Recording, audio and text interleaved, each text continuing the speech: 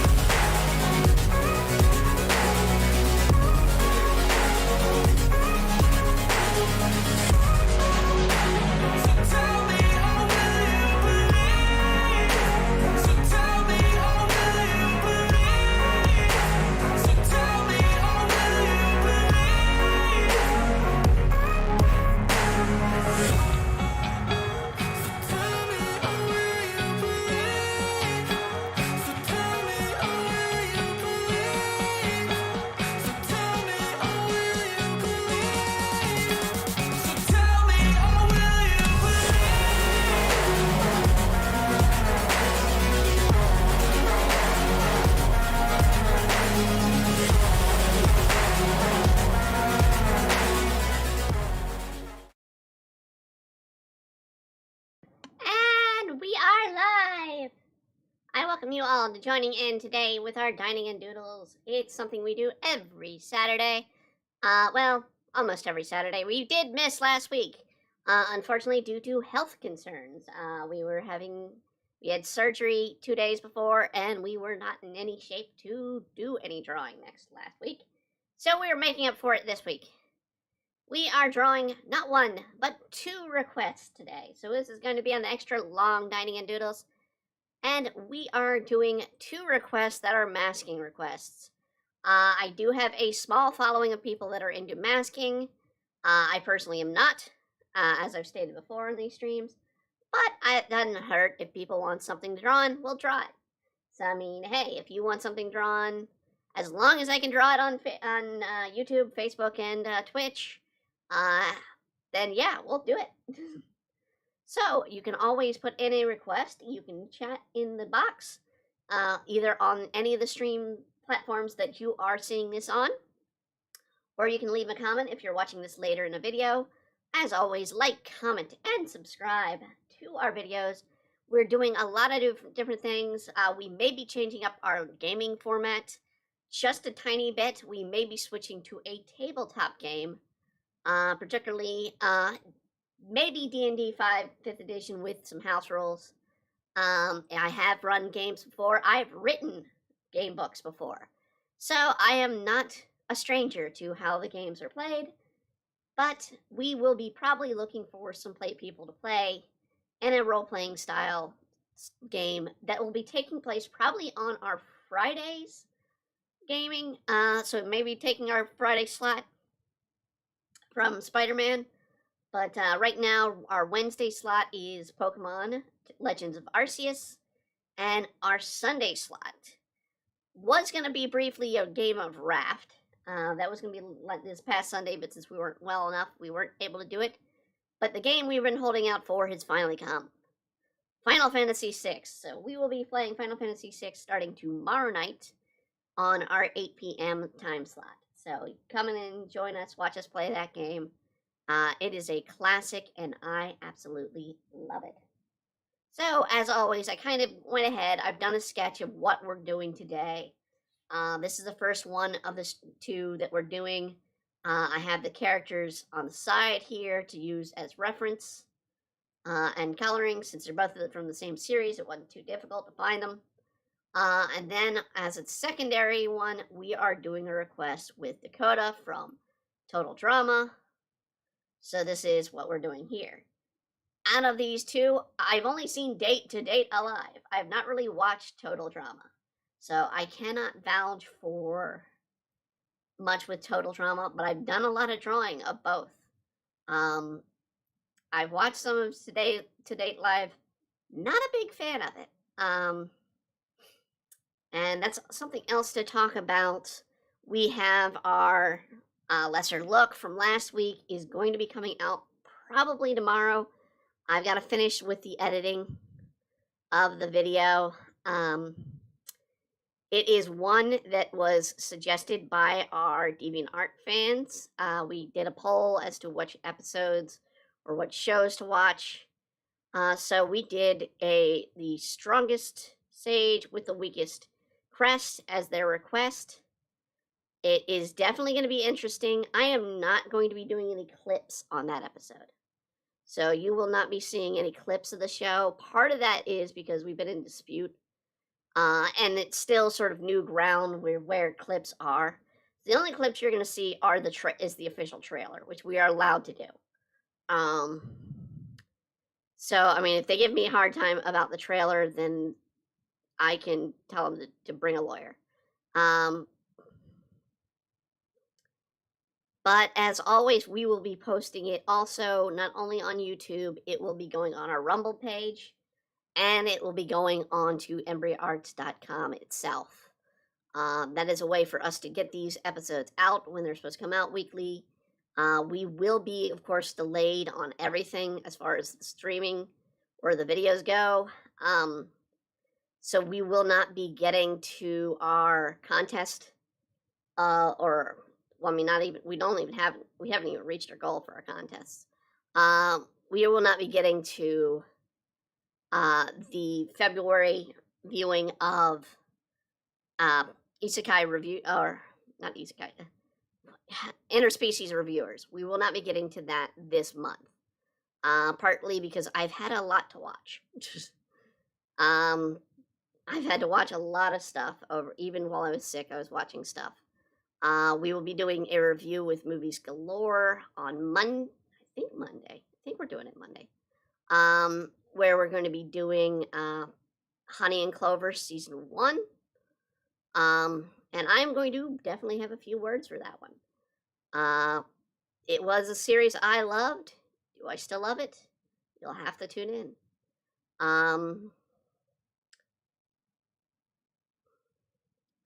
Trying to think of what else I've got going through. We'll be doing season 2 of Honey and Clover on next month as well. So we're going to be going over the entire of Honey and Clover. I do kind of wish we did it all at once. But we have a 24 episode rule. So I understand.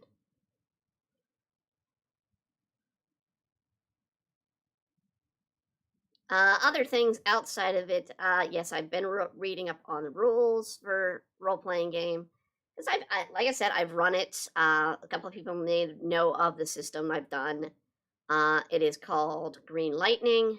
We have had the Naruto, the One Piece, and the Fairy Tail RPGs. Particularly the Fairy Tail gets the most attention. I don't know why. But we created one of the first Naruto RPGs. We created one of the first One Piece RPGs out there, and Green Lightning was sort of the carryover of all of them into a more larger system. So, I mean, definitely I would love to do a Green Lightning game eventually, but it's also trying to get people into a system like that.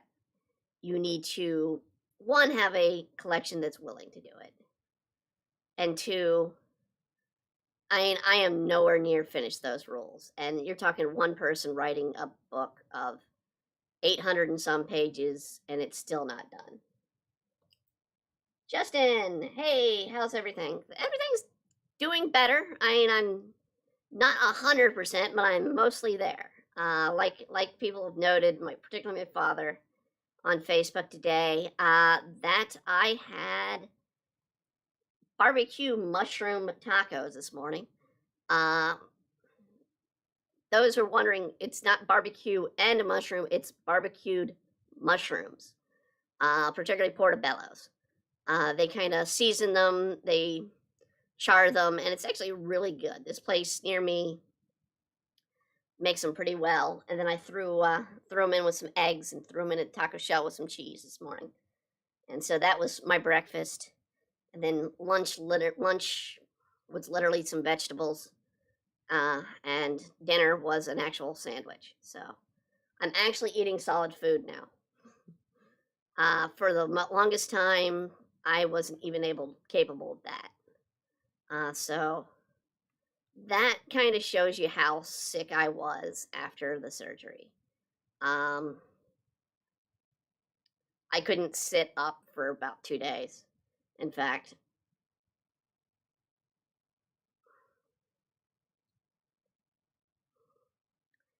let's see here. For those wondering what is going on with Patreon requests, of course, we had a break this week, so there was no Patreon request. I figured that with the surgery I wouldn't have been able to do, so I didn't have one scheduled.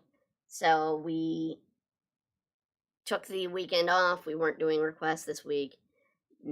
This upcoming weekend, or today and tomorrow, probably most likely tomorrow, I will be working on the Night of the Monsters, which is a Sword Art Online fanfic that somebody did.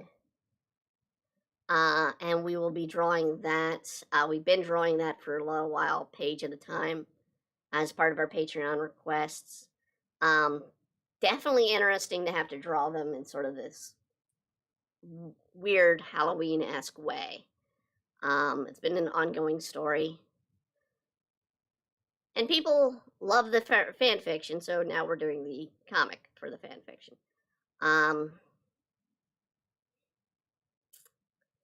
Other things, Demon Blade will be returning next week with a new page. But as announced literally yesterday, because we didn't have it set up until yesterday, we have the digital version of book 1, which includes episodes 1 through 6.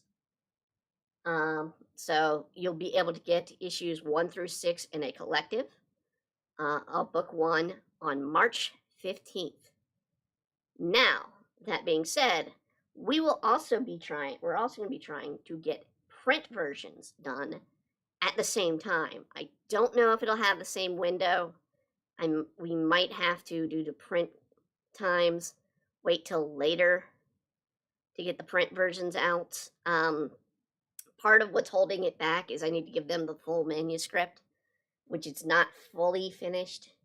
I literally, in fact, I can show you guys, I have a drawing I have to do for the cover page. That is character introduction. So I have 4 characters I have to draw. So that is still something we have to do later.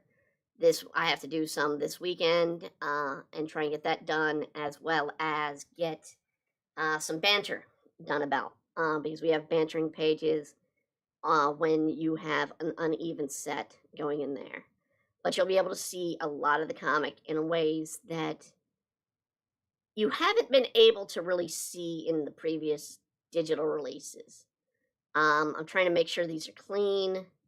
A lot of these have edited story, so the story has been cleaned up from editing mistakes. There's 2 areas where I actually had to go back in and draw stuff a little bit, so they're a little bit different. One is in episode 1, or issue 1, my bursting into the room after Yoku, literally at the very beginning of the book.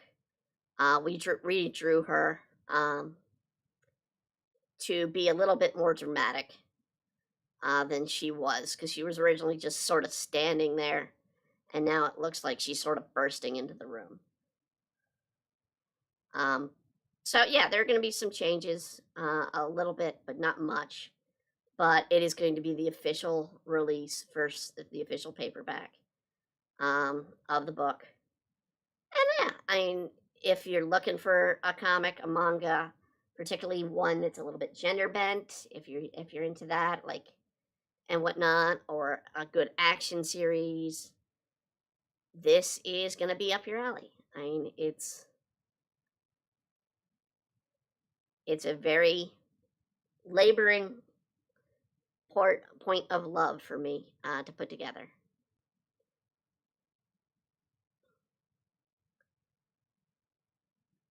And I can't lie, the reason why I've been kind of getting into RPGs again has been I got into Critical Role. So yeah, watching them play, I kind of got into it. I can understand the whole thing with writing RPGs. I created an investing RPG. Still coming up with the rules and mechanics. It's really hard. I mean, Green Lightning is very much I kind of benefited off of the fact that 3.5 Wizards did a dumb thing and made 3.5 public domain. It's kind of out and got out a bunch of books out there selling its homebrew, and Green Lightning fits in that category. So a lot of the Green Lightning stories and developments, we've added things, though. We've added a lot more detail in crafting. In fact, if I do a 5 D&D 5th edition, which I've been looking at, I am going to be changing the crafting rules over to the Green Lightning rules, because 5th edition has sucky rules for crafting. I'm just going to flat out say it. I've been reading up on them, and it's like, yeah, you can do better. The catch is I do with running a game, we do want to have you're going to need to be doing improv, so definitely, and we will likely stream them. We might run a test game, but for new players that we'd be looking for, if you're interested, let me know. Definitely going to be improv, a lot of improv in it. And I want to make sure that you are creating a character that you really want to tell a story with, because we're going to develop the story around the characters. There is going to be a main plot, but that I've been writing on the side, but at the same time, I want the characters to be involved. And I probably will release a sort of questionnaire to the players so they could sort of fill out what they want out of a game. I kind of done this before with when I introduced Naruto, because when we first started a game, we started with Naruto. With the Green Lightning, well, not even, it was before Green Lightning. It was even before we were using 3.5 as a basis for it. It was kind of like a weak, odd set of rules. And I swear I had something like about 17 players at one time. I literally made them take a physical Chunin exam.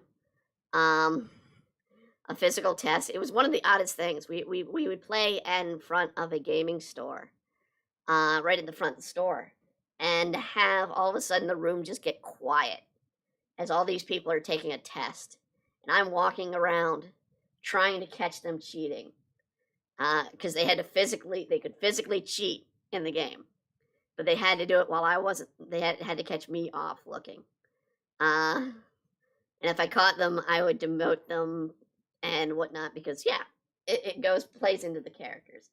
And there was a secret puzzle to the test that they had to figure out. None of them figured it out. I don't think a single one figured it out, which was sad, because it literally, I can tell you what the final answer was. It was 9 tails.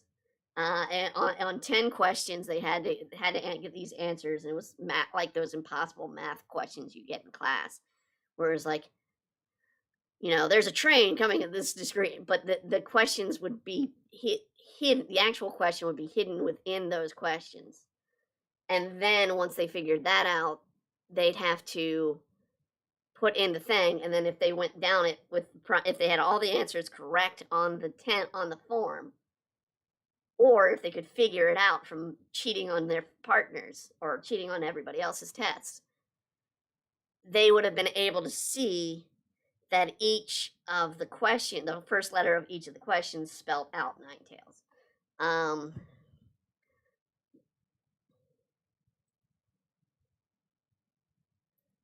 Breeze. Hello, how's it going, Breeze? But yeah, I mean, I've always had a thank you. I've always had a affinity for gaming.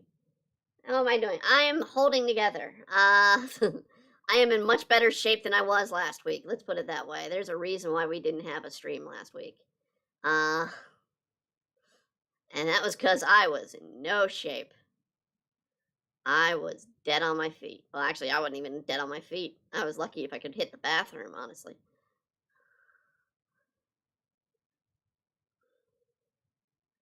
Unfortunately, like my gastro issue, all this stuff, unfortunately, is again up in the question thing. So now we have to go to a hematologist to figure out what the hell's wrong with me. Because they're like, well, the common source is blood, so let's look at the blood.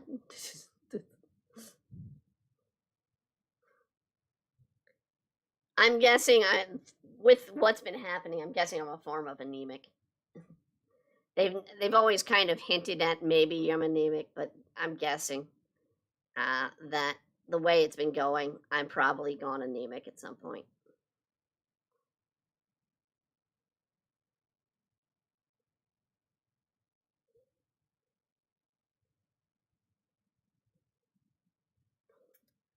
What do I recall with To Date Alive? It's been a while, and they've had 2 more seasons since I last watched it. And I didn't really watch it in full. I kind of just skipped to certain characters. It was an okay. I mean, To Date Alive and High School DxD, in my opinion, sort of fit in the same category.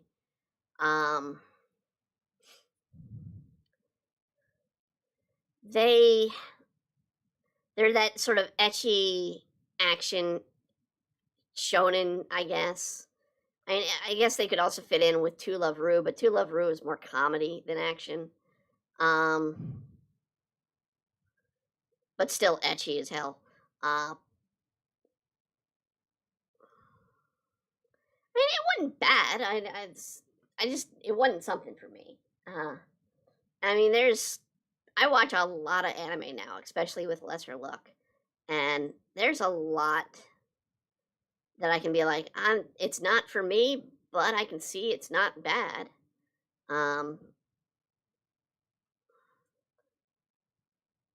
But I mean, yeah, I mean it's like that. Now to make up for the lost episode, so I'm going to be having a episode that's going to be missing out of lesser look. I've been thinking of doing a review of the one show I was saying I wasn't going to review this season out of the new stuff. And that's the one everybody's reviewing. And the one that everybody's talking about. And that is our cosplay anime. I'm trying to remember the name of it. But yeah. I think I'm going to have to go ahead and review it. I know Lesser Look's basically supposed to be the smaller, the lesser choice viewing, but I think I'm going to do the cosplay anime, and it's just skipping my mind what it is.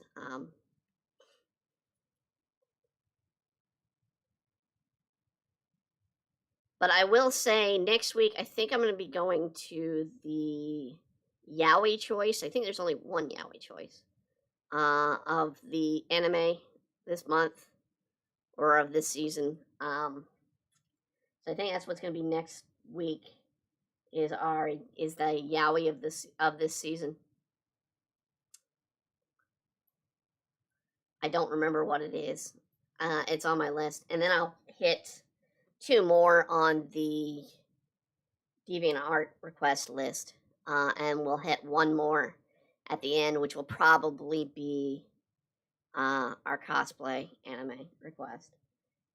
That'll give us most of the main things, and that will be the end of spring and the start of, well, the end of winter and the start of spring's anime grouping, which does look promising. There do seem to be a few shows, and I do definitely want to get a few older show reviews in.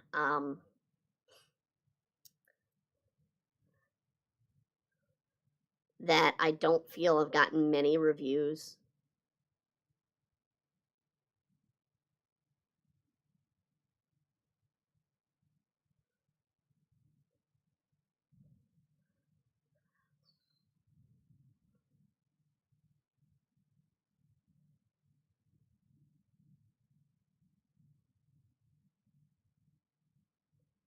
Um,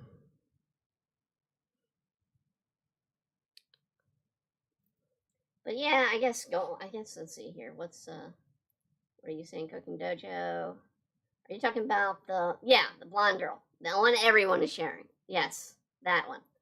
Uh, everybody seems to be watching it. Everybody seems to be loving it. It's the waifu of the season. Some of the people are saying it's waifu of the year, but don't count out waifus between 2000 or between summer or spring and fall, because I guarantee you there's possibly another waifu out there. I don't know what. We still have Chainsaw Man coming out. We still have, which would be a new series. We still have, hell, Reftalia, who was waifu a long time, is coming back. I think in this next season, because I believe Shield Hero is this season, is spring season.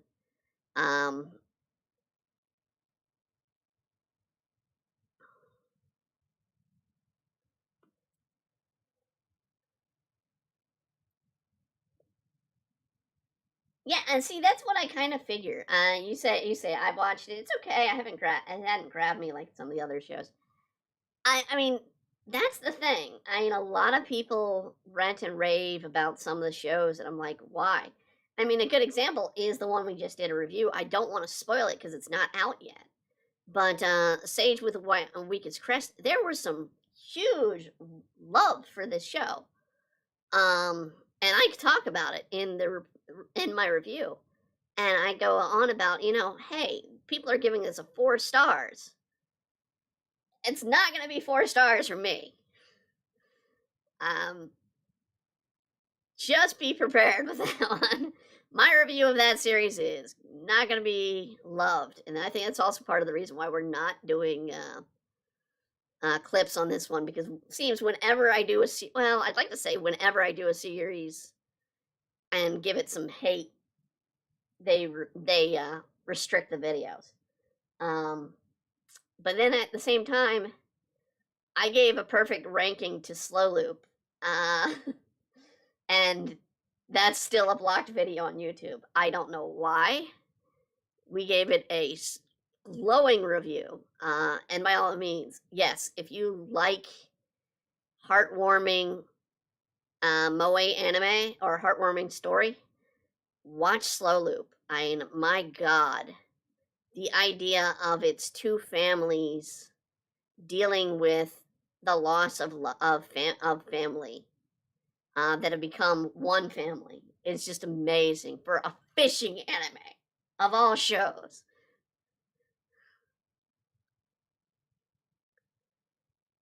I was like, I was not expecting this out of a fishing anime. I definitely wasn't. But yeah, I gave that high praise, and I gave Bisco high praise as well. Both have gotten our highest ranking. I haven't had to give out an official turd yet, which is bad, really bad. But what was it? Pupil of a Wise Man got one unofficially because of Katakawa's actions to prevent us from showing any part of that show in our review. So that kind of got an unofficial review of a turd rating. And it's probably hard to find because I did not even get that on Rumble because of how much I had to edit that thing down. So I'd have to re-review it, and honestly, it wasn't worth it to get a second review. It was bad.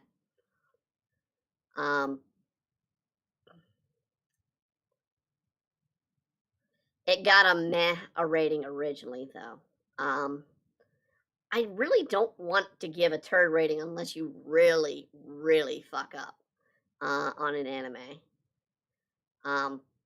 Which is possible. Which is possible. I mean, there's always an X-Arm to come out each season. I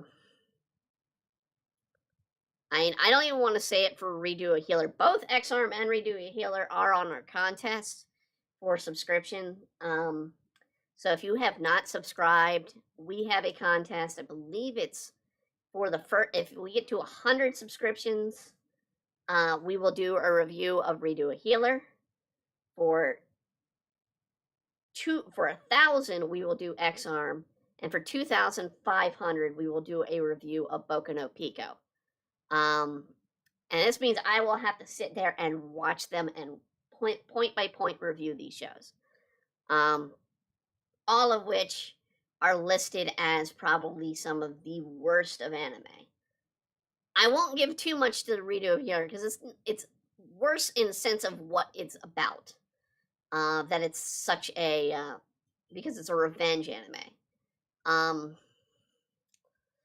But I mean, a revenge anime can be good because we watched last month on our movie group, we watched Count of Monte Cristo, a revenge anime, and it was okay. It was good.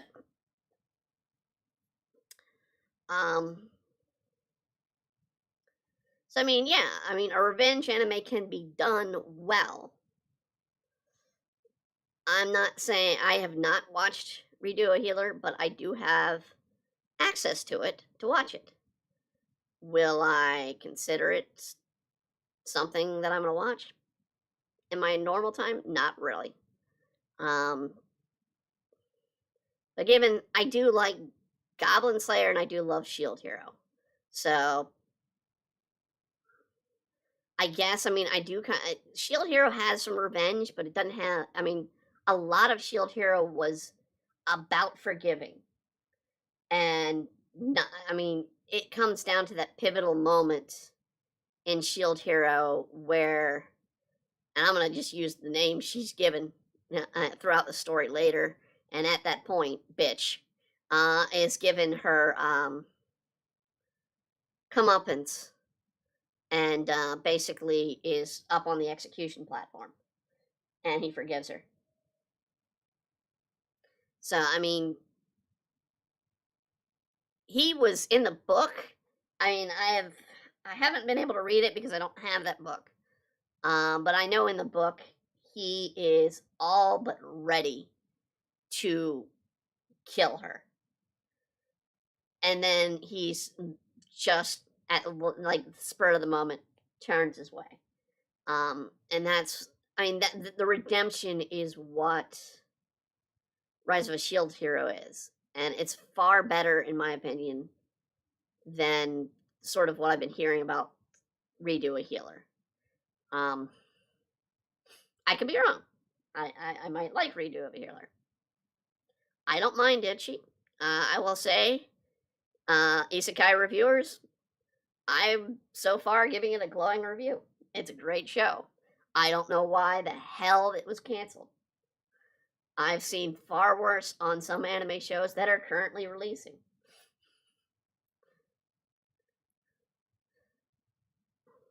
But hey, cancel culture wanted it done, so it was canceled.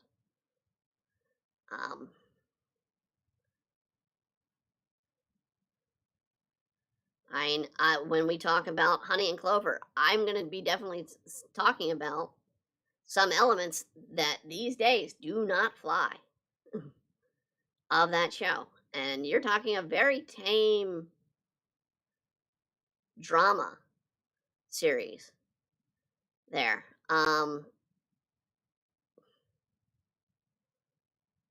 that, like I said, I had fond memories of it. I mean, it reflects being an artist, being someone who went through art school.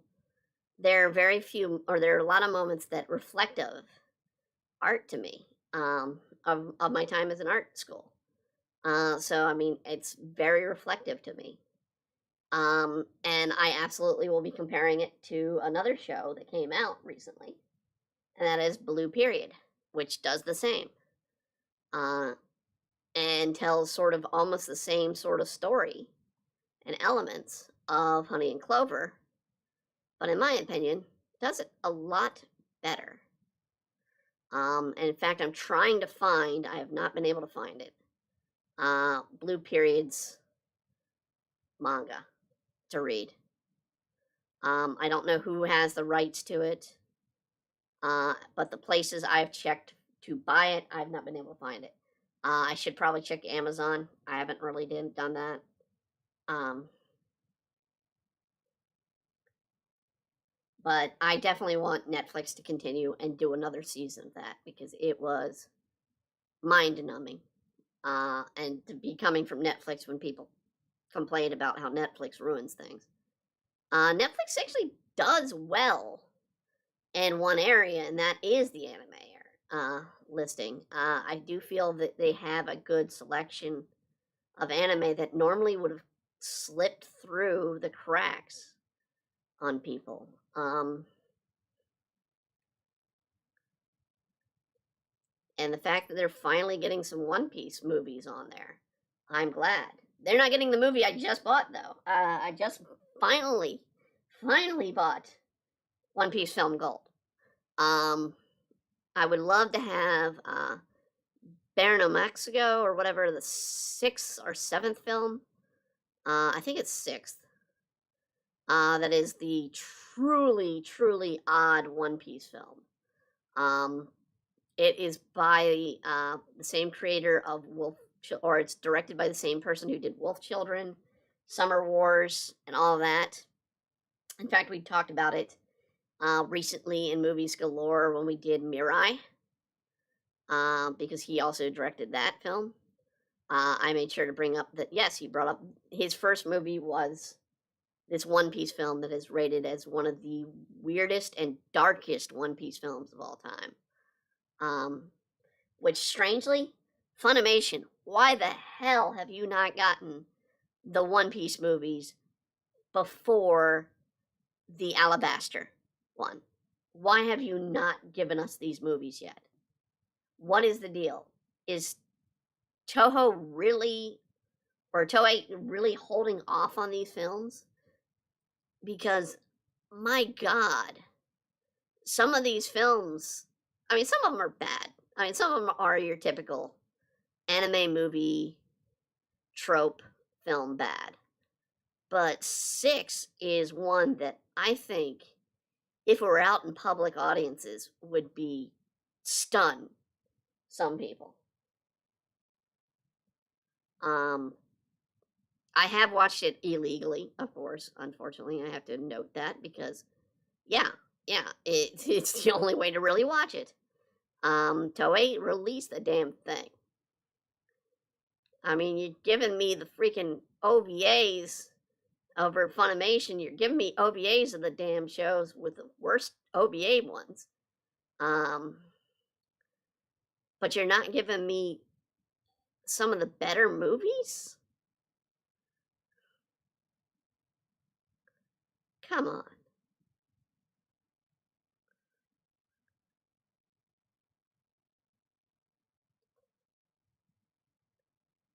I'm, of course, glad that One Piece will be back this weekend. I think it's this weekend. We'll finally be able to figure out, hopefully, what the hell in the manga, and this is spoilers for manga only readers. What the hell is that figure of death over Zoro? I believe personally that it's Enma. I'm one of those people that believe it's the figment of Enma, sort of taking the power away from Zoro. or life from Zoro because he pushed himself beyond his limits. Um, but I mean, there are other shows and manga I also read. Of course, I'm trying to read the end of Doctor Stone. I've read through all of it.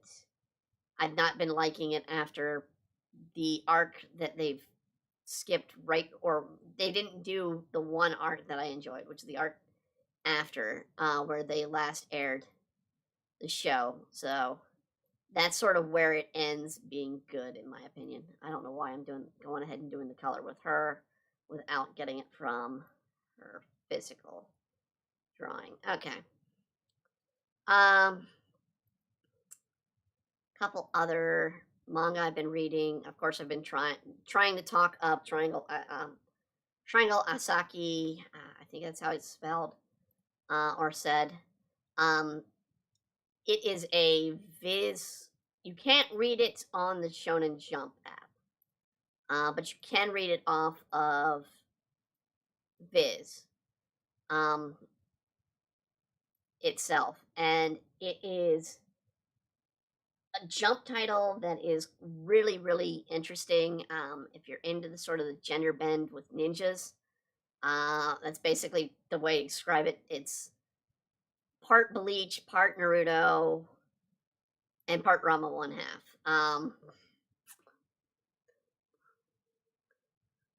It's got sort of that twisted vibe. They're literally, I mean, the latest fight has gone down to the villain, the female villain of the series, and the female love interest slash I don't know if you'd call her she's not the main character, she's sort of the secondary character. Having a kid, which basically the villain is basically the same character as the female, but she's like a different body. It's weird. And so they're having a kissing contest right now. And it's driving the main character, who's a ninja that has been cursed to be a female. It's trying to deal with their. It's basically a love war. It's a Rama one half love war, but it's doing it in amusing ways. You have a teacher that randomly rips off his shirt, just happens by chance. Just like, I'm walking around, shirt's torn.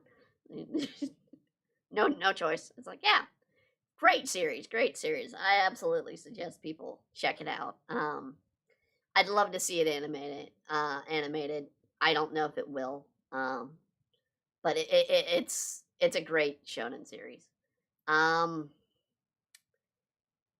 Couple other that I've been reading. I need to get back to Spy Family. I know that's coming out. I think maybe this next season. That will probably be one on the reviews if it doesn't become the big hit.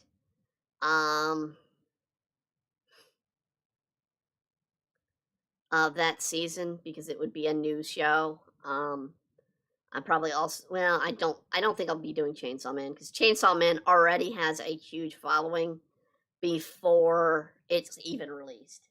I will still probably be watching Chainsaw Man, but I probably won't review Chainsaw Man. And it's simply, like I said, because we try to do the smaller titles.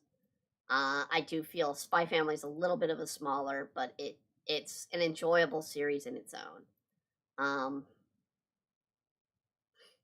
Right.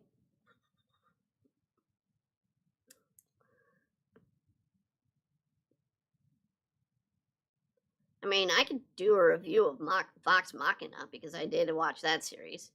And that's sort of what got me in the critical role. I mean, hell, I can do that right now. I'd be like, yes, great series, check it out. Not an anime, but close. Features a lot of voice casters that are in anime or well known. It has David Tennant in it for about 2 episodes, I think. and absolutely is a great action series with comedy. Check it out on Crunchyroll, or I mean not Crunchy. Check it out on Prime, and it's gonna be a rare one that I say, hey, check out something on Prime, because Prime doesn't come out really that frequently with things. I do have a listing for Prime. Hell, I mean, this season, unfortunately, I can, with us coming out this or this winter season, the only animes I can watch, because they're the only ones that are coming out this season, um, that are on our list, are on Funimation and Crunchyroll. So if people are like, well, why are you watching this on Funimation? Why are you watching this on Crunchyroll? They're the only ones doing anime this season. Uh, most of the others are like, nah, it's winter, we're going to skip it. None of them are huge titles. It's like, we're going to skip it. So, I mean, yeah, that's why we will not be reviewing some shows because of yeah, rights. Rights to view. I want to make sure when I review them that I give you a place where you can watch them legally. And I'm sure companies like me to legally trace them. They just don't like me sharing them for some reason because Japan's weird. Other things of note. Let's see. Draw Eustace on a unicycler. Eustace, Destiny, do you mean Eustace from Coward? The Cowardly Dog? Or is this a different Eustace?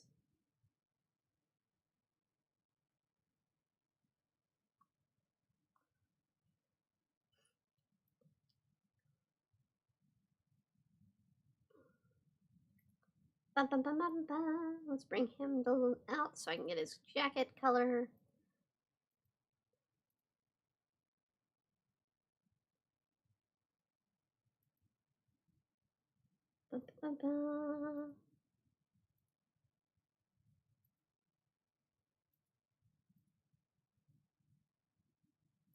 But yeah, I've gotten into watching Critical Role. Honestly, it's a bit better than sitting around and watching freaking news that's disheartening and disappointing. I absolutely support Ukraine, and like I said on our live stream for the story time, I also support Taiwan, who's in threat as well. But just through a different angle of threat. But I support both. Um,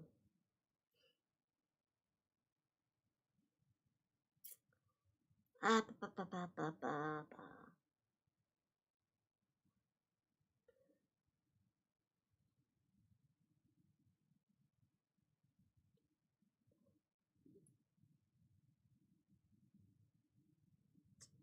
Let's see here. Oh, oh, dang it. Um, as far as what I'm watching with Critical Role, because there's so much to watch. I've caught up on season 3, so I've watched all of season or campaign 3, which wasn't hard because they've only had 14 episodes as of today. So I'm caught up with that.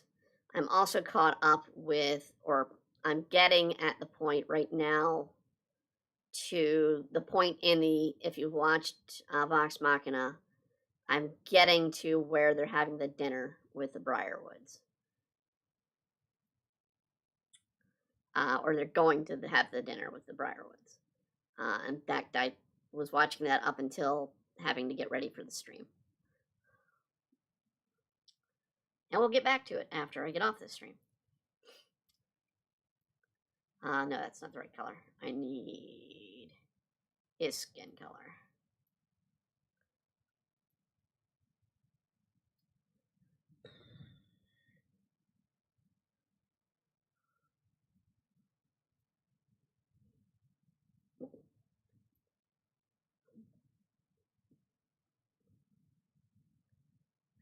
There actually should be a layer of skin as well coming off. So let's see if we can do that. Just a hint.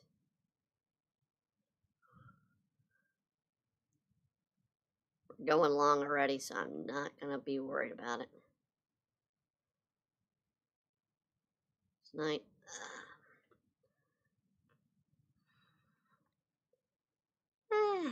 Bring that on in.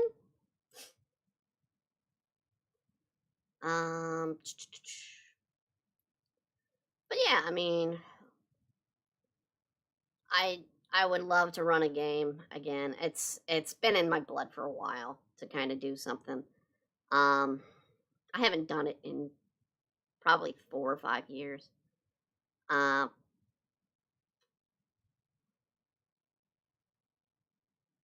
And when you have a passion for it, it's good to do it. But at the same time, you need to be understanding as a GM.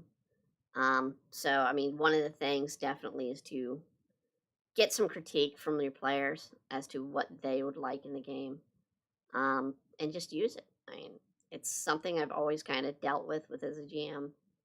I sometimes you have some bad people in the game, but hey, I always like. I did have a player who tried to rule lawyer me on games that I created, so it's like, nope. I wrote the rule. I can have the final say here. No.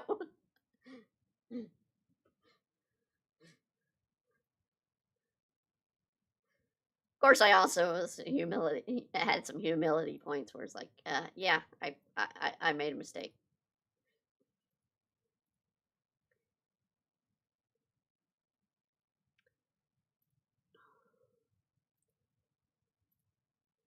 It's good to have humility in whatever you do, because frankly, if you don't, you're an ass, and there's no and ifs or buts about that. But again, Destiny. Are you talking about Eustace from Eustace and from Courage the Cowardly Dog? That's the only Eustace I remember. If it's not that character, please let me know, so I can add it to the list. Unfortunately, we currently are up to our, well, I mean, I like to say eyeballs, but we're up to like maybe late April, May with our list. A lot of people like this series for requests, and I enjoy doing it, and that's why we're going to keep doing it. But yeah, I've been debating on what to do because we have 3 gaming days with our regular gaming, video gaming playing, and I was like, oh, maybe I'm not really into that much. Maybe let's do something different. Let's get somebody in here. I have some decent acting chops, experience. I know how to improv. I'd be happy to run a game and do some improv with people.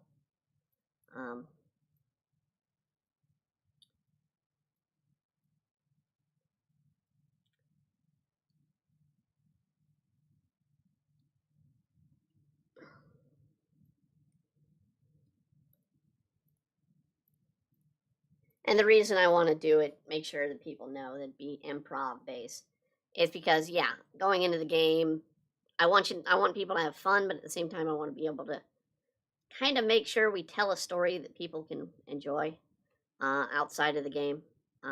So it's kind of why I was like, well, we need to do improv. Be willing to do it.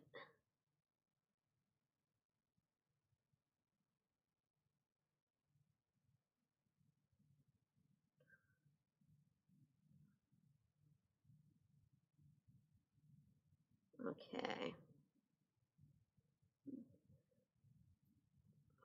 And it's kind of what they do with Critical Role and some of the other ones I've watched, but some of them that I watch is just like, yeah, I shoot, or yeah, I hit the thing. I mean, that's not a bad way to play. I mean, it's just, it's not the most interesting thing, and you want to sort of bring people into the world. It kind of helps to do a little improv there.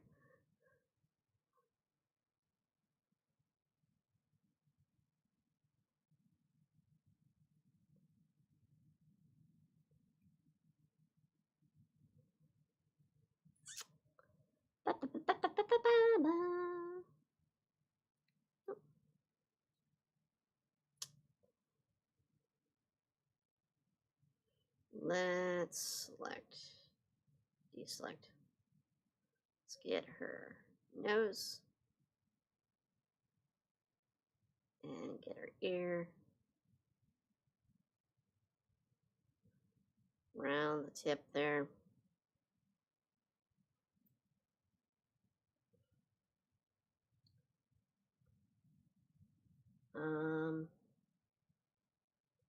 Since we're doing some detail, still need to do this mask, and I still need to finish the tie. I want to add some detail to the shirt.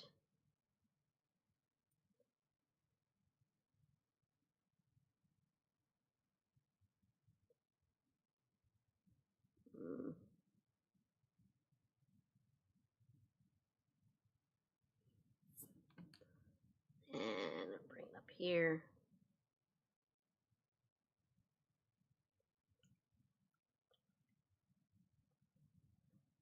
Let's bring the skin tone. Let's do the mask up a bit.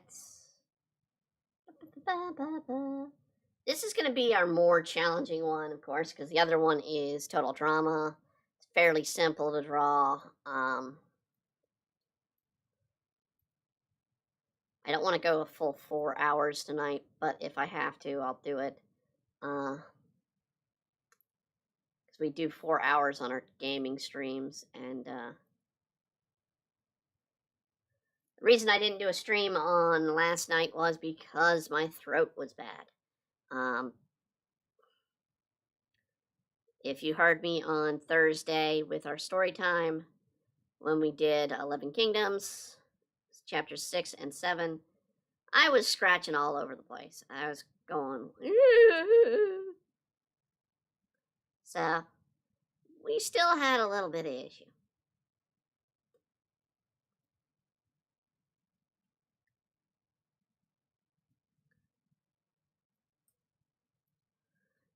Let's see here.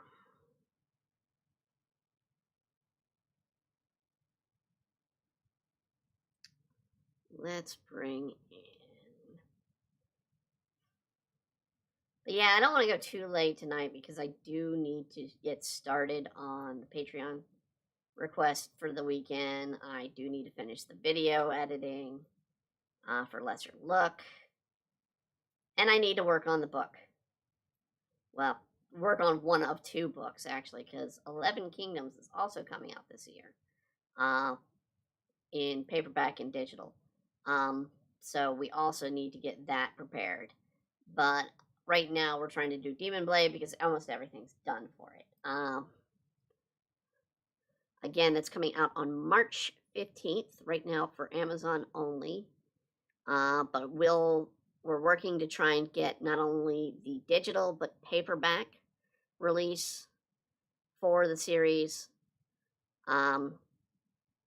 which is why it's kind of being a Amazon exclusive, because Amazon's going through and publishing it, in a sense. So,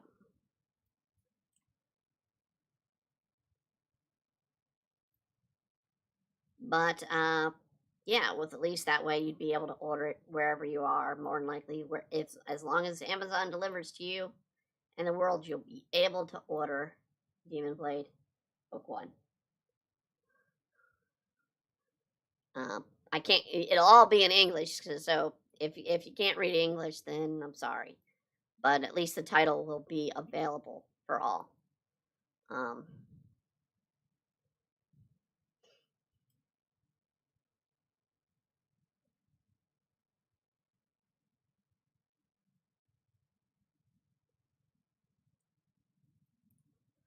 I don't know how to do other languages. I have not. I have not learned any other languages. I've learned bits and pieces of languages. I know a little bit of French and a little bit of Japanese, but that is about it.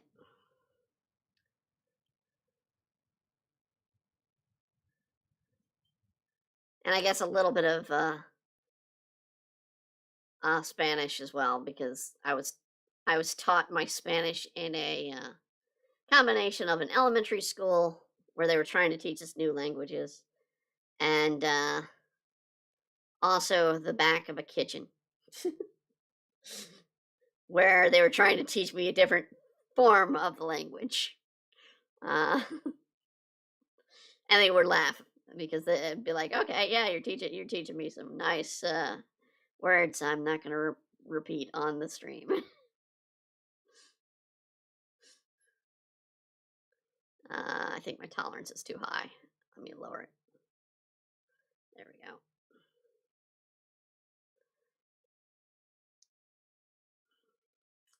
The things you learn in a kitchen, ladies and gentlemen. The things you learn in a kitchen, not just how to cut and cook. You also learn some colorful language in multiple forms. Ah.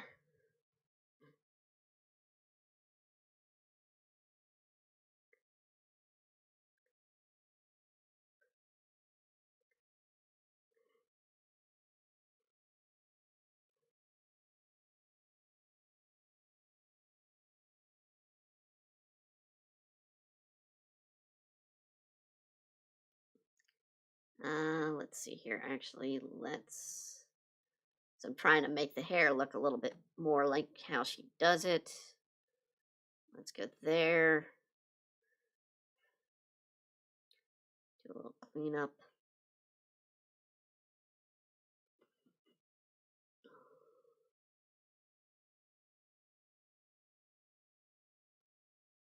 I think this actually might be, after tonight, might be the last masking for a month. I don't think I have any more masking requests on stream. We do have them for Patreon, but last one we're going to be doing on stream for a month at least. I think a lot of them are single character drawings or whatnot coming up. Definitely want to do a bit more with the hair here.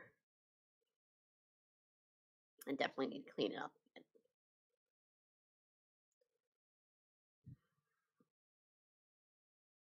Okay.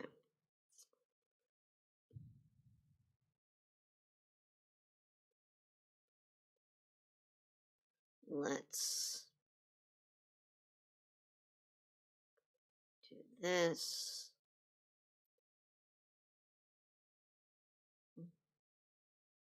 Let's do this. I know I get quiet when I kind of concentrate on things here, but we're going to just bring this around here. Just kind of trying to bring the hair to be a bit interesting.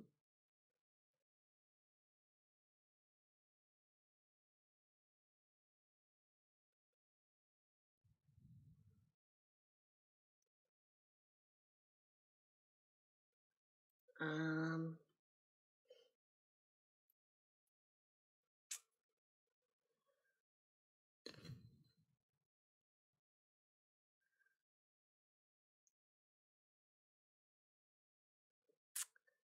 Notable characters in RPG. Let's go with that. For a topic for some of this.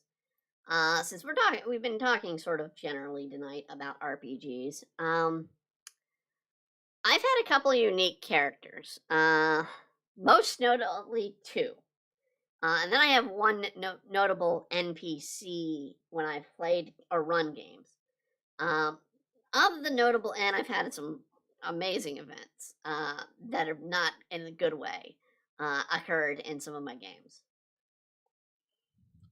So one of the things that's most memorable in the game that characters I played. One, I played a stone giant for a 3.5. Oh, I think it was maybe Pathfinder um, edition. This was like when we were well past levels. My character had died or something, and I brought in a stone giant. Um, the stone giant literally just threw things. That was what he did. And at one point, the GM found this rare item that gave the giant hair. It was supposed to be a curse. I believe what the curse was supposed to be is it would grow your hair to the point where you would trip over it, but it was meant for average sizes. And the giant took it. And the stone giants normally don't have hair. And this giant had luxurious locks of lichen and loved it. And he reveled in it. And this is the same character. This same character was so powerful, he would crit with a rock. And it would just be amazing. It'd be like 15d6 or something like that. It was nasty. He was a nasty character to fight against. But he was enjoyable, and we loved him for it. So I mean, that was one of my more memorable characters I played. If I go back to my own system, I let somebody else run run a One Piece game. And that person actually did not like One Piece, and they ran a One Piece game uh, to test the system out. And so in that game, a lot of people were like, "Oh, well, you can't do anything with some of these powers." I got the power of the calm fruit. It just brings people peace and calmness. And it's like, well, you're not going to be able to defeat enemies that way. It's like, watch me. I took the character, made her a martial artist, and she literally beat people to death and made them calm about it using moves based off of massage techniques. So when people are like, well, oh, nothing can be done about these, it's like, you're just not trying. I mean, honestly, you can do something with these powers. You can play anything. You just got to find some creativity with the thought. And that's what I kind of wanted to do with that system is I wanted to make it so you could play anything. With the green lightning rules, I mean, absolutely, that is the concept is you can play a survival game with silly characters. I mean, you literally could have a Scooby-Doo game. But I mean, memorable points of playing. We had this one character, God rest his soul, because the person's passed us and left us. He was playing a cat boy in our One Piece game. He was overly curious and whatnot. And the group had climbed a mountain to a sky island. Basically, the concept of this area that they were in, this sky island was literally sitting on this mountain. It couldn't move. It was perched on this mountain. And so they climbed the mountain. They got to the top of the mountain. Well, the people below didn't know it was a freaking volcano. So they just knew it as a mountain. They did tell them, though, it's like, yeah, sometimes we hear explosions and, stuff falls from the sky occasionally, but we don't know it's a volcano because they don't know.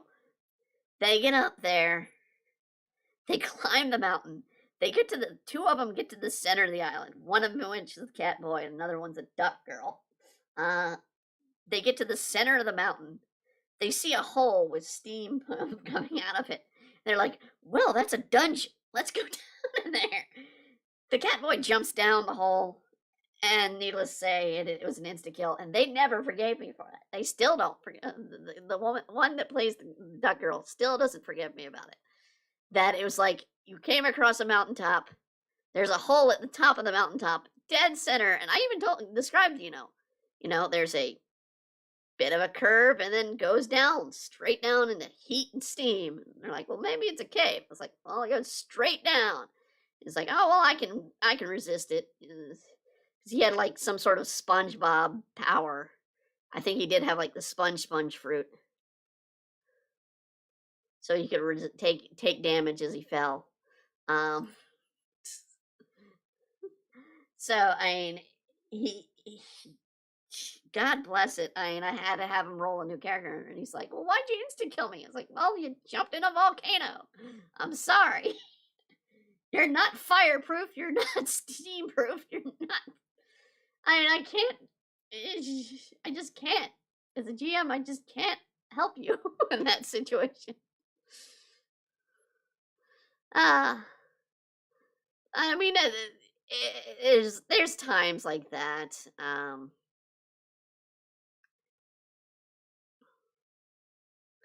I played a vampire cheerleader in one game for a long time. Well, half vampire cheerleader.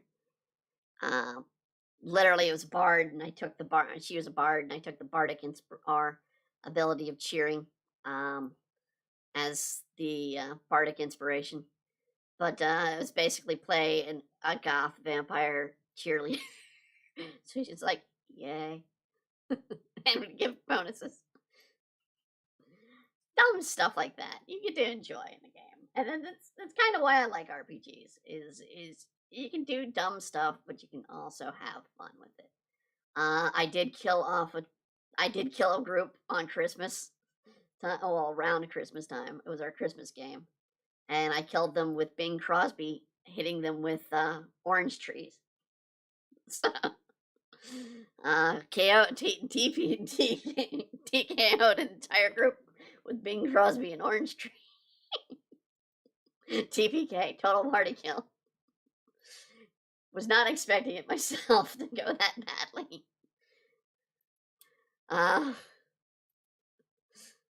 Let's see here. I need to do a background because we promised this year we're gonna do backgrounds for these.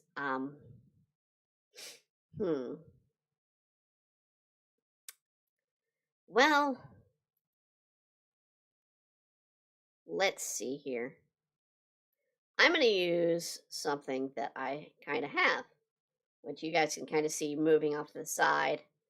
I have backgrounds that are pre-established. It's part of Clip Paint Studio, which is what we use. We use Clip Paint Studio EX. We have lots and lots and lots and lots and lots of backgrounds to choose from. That we have in black and white, and we have some in color. We're going to use let's use a color because we just want to do a quick background on this since we're doing two of these today. I can literally do a school classroom for her changing. So let's throw this in there if I can. Well, I gotta download it and then I can throw it in there.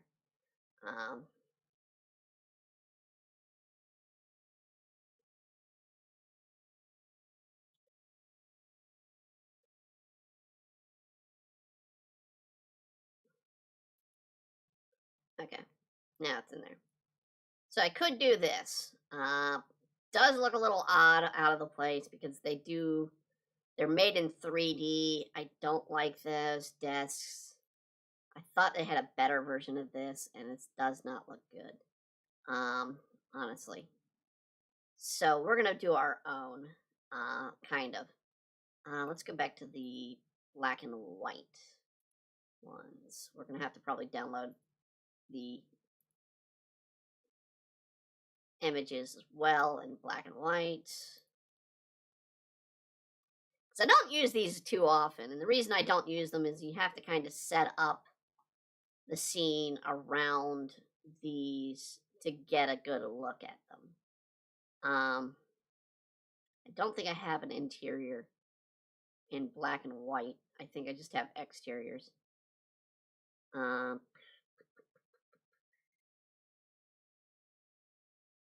so we might just do an exterior. Looking through them. Yeah, I don't have any interiors. All right. They're good for, you want a random building in the background. As long as you're sort of on the same sort of angle or plane, they can be of worth. Up, getting out of there. All right, come here, come here. So we have sort of the school background here.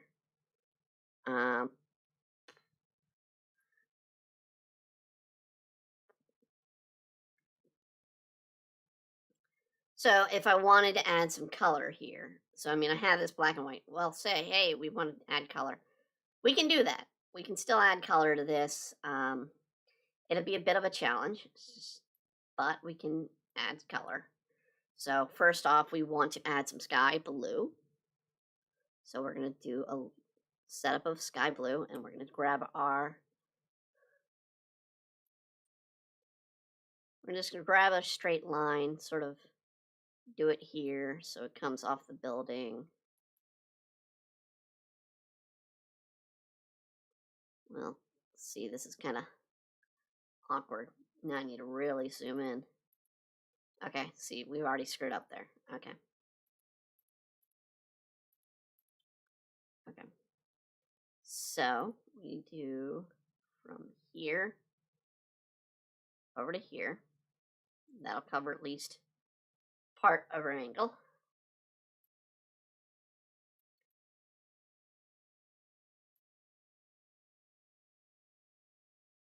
Goes down here, comes up. Let's go over here, go down, go up.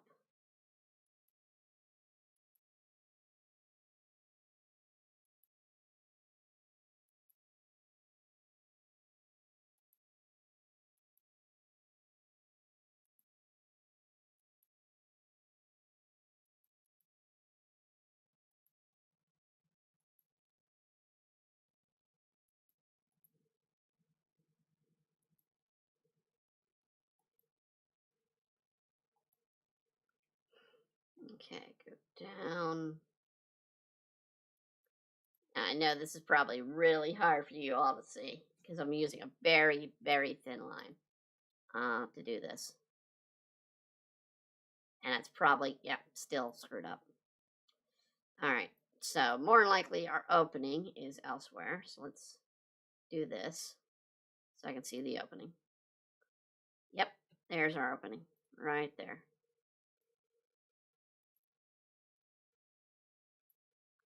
So now you get a better look. You can kind of see this blue line setup that I put in going around this building. We're going to do the blue.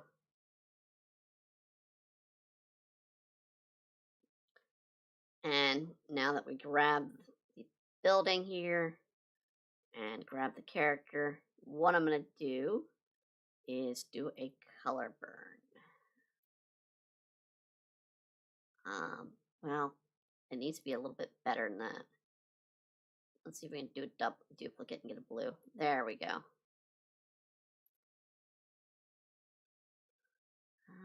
I'd like to have a little bit lighter tone.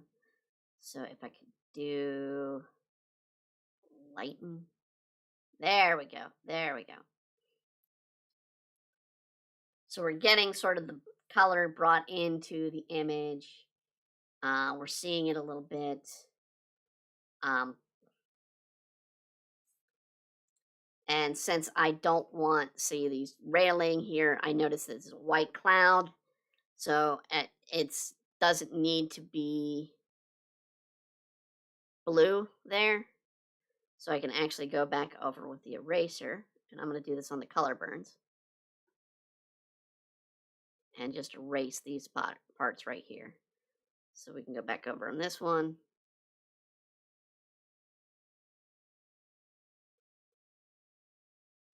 And maybe even this lighten. So let's do the lighten. There we go. So we get the fence back up.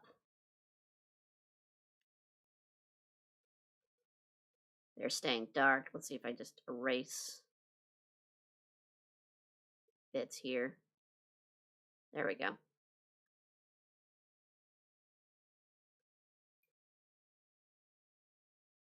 We'll just leave the building white. We're just doing, like I said, a kind of a quick one here. So we're going to do the same that we kind of did with the blue. We're going to do with a green. So we're just going to give it a green grass here. We're going to grab our brush and that's our pattern brush. Let's go with a pencil. Where's my regular brushes? Well, let's use a marker. We haven't used a marker in here. All right. So we're going to use a marker. Kind of go over this green.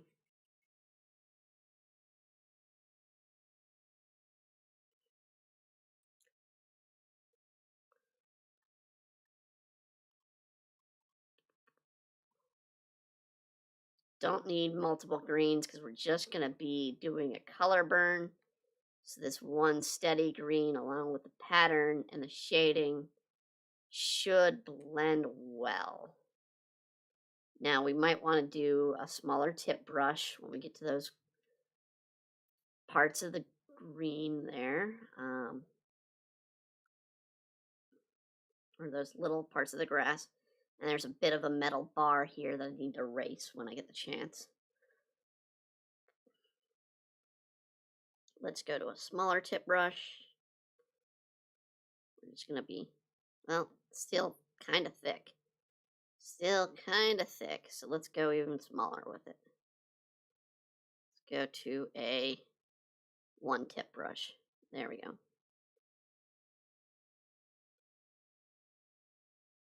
And notably, when I used to do, because I did a lot of color markers. Copic was around, but Prismacolor was more frequent when I did them. I know a lot of people, a lot of artists will use Copic markers these days or still use Prismacolor. They're nice. They're great devices. And if I use them, unfortunately, they're very, very expensive. If I still use them, yeah. I mean, you want that 0-10 or that 1 to 5 tip, the 1 to 0.5 tip when you're doing markers, because it's a lot easier to control when you're drawing. So you can see I'm kind of doing bushes right now. It's a lot easier to control it with a small tip than some big fat tip. Now, I mean, there may be a point where you use the fat tip, but I mean, when you do a drawing, typically with markers, and I'll bring up a marker example since we're doing some of this tonight. I know I've got one.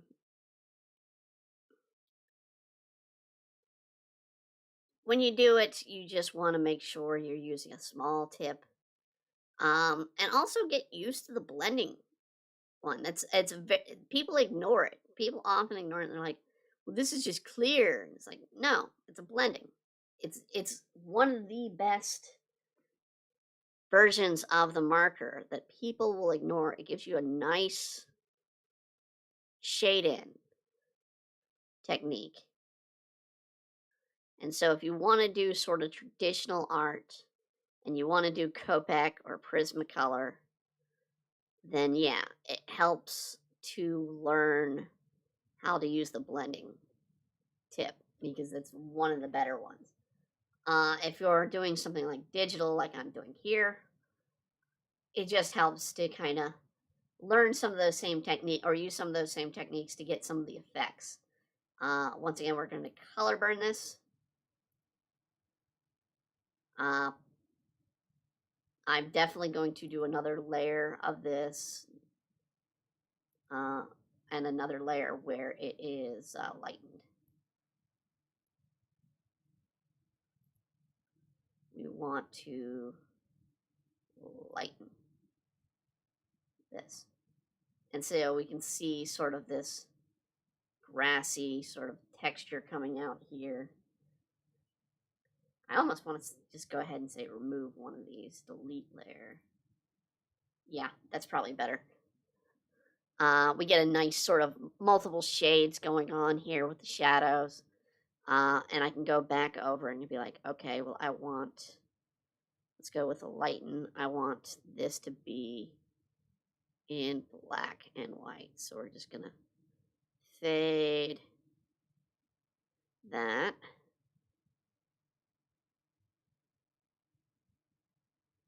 That went a little too far. All right. Fade that. And there we go.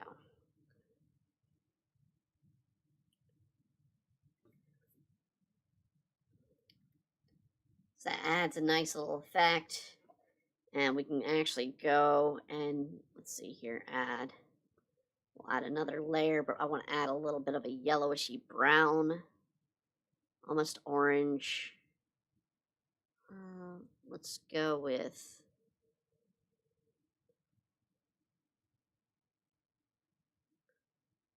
something along the lines of that.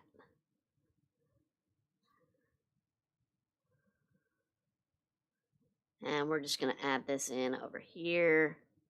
I'm going to add, it's basically going to just add a little texture, dirt.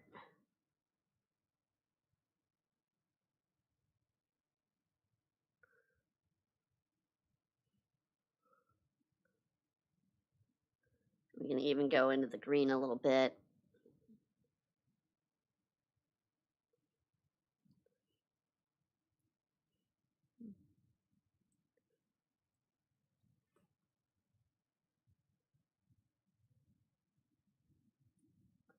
Then say I want to do maybe the windows here. Make them a little different color. We'll, of course, do another layer. We'll do a color burn. I'm going to just do sort of like a broad brush across some of these. Let's do a teal on the windows. So we're just going to go over them like this. And then I can color burn and I'll do erasing of them. This will give them somewhat of a different look. So it's not a white start building.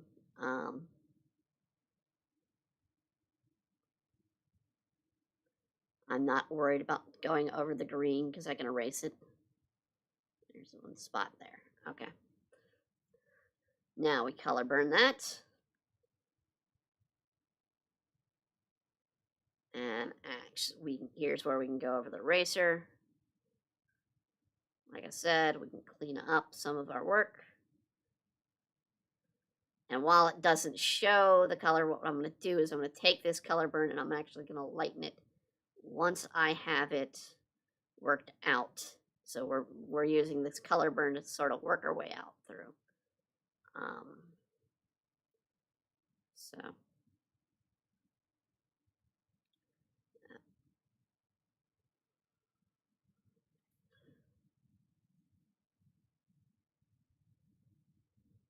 these are great this is a great technique. If you're not good with backgrounds and you want to use these pre-generated or somebody else generated backgrounds, but you want to add a little bit of color to them, this is definitely a great technique. Let's see. Waiting for it to lighten. No, didn't work as well. No, it's still color burn. Come on, lighten. There we go. So we can see, yeah, I need to still deal with the tree and the bush here. And just kind of lightly hit some of this area. Um, so yeah, I mean, that's a quick way to do a background in Clip Paint Studio. If you really kind of want to do some, just be like, oh, well, I just need a quick background. I mean, we did that in what, 10 minutes?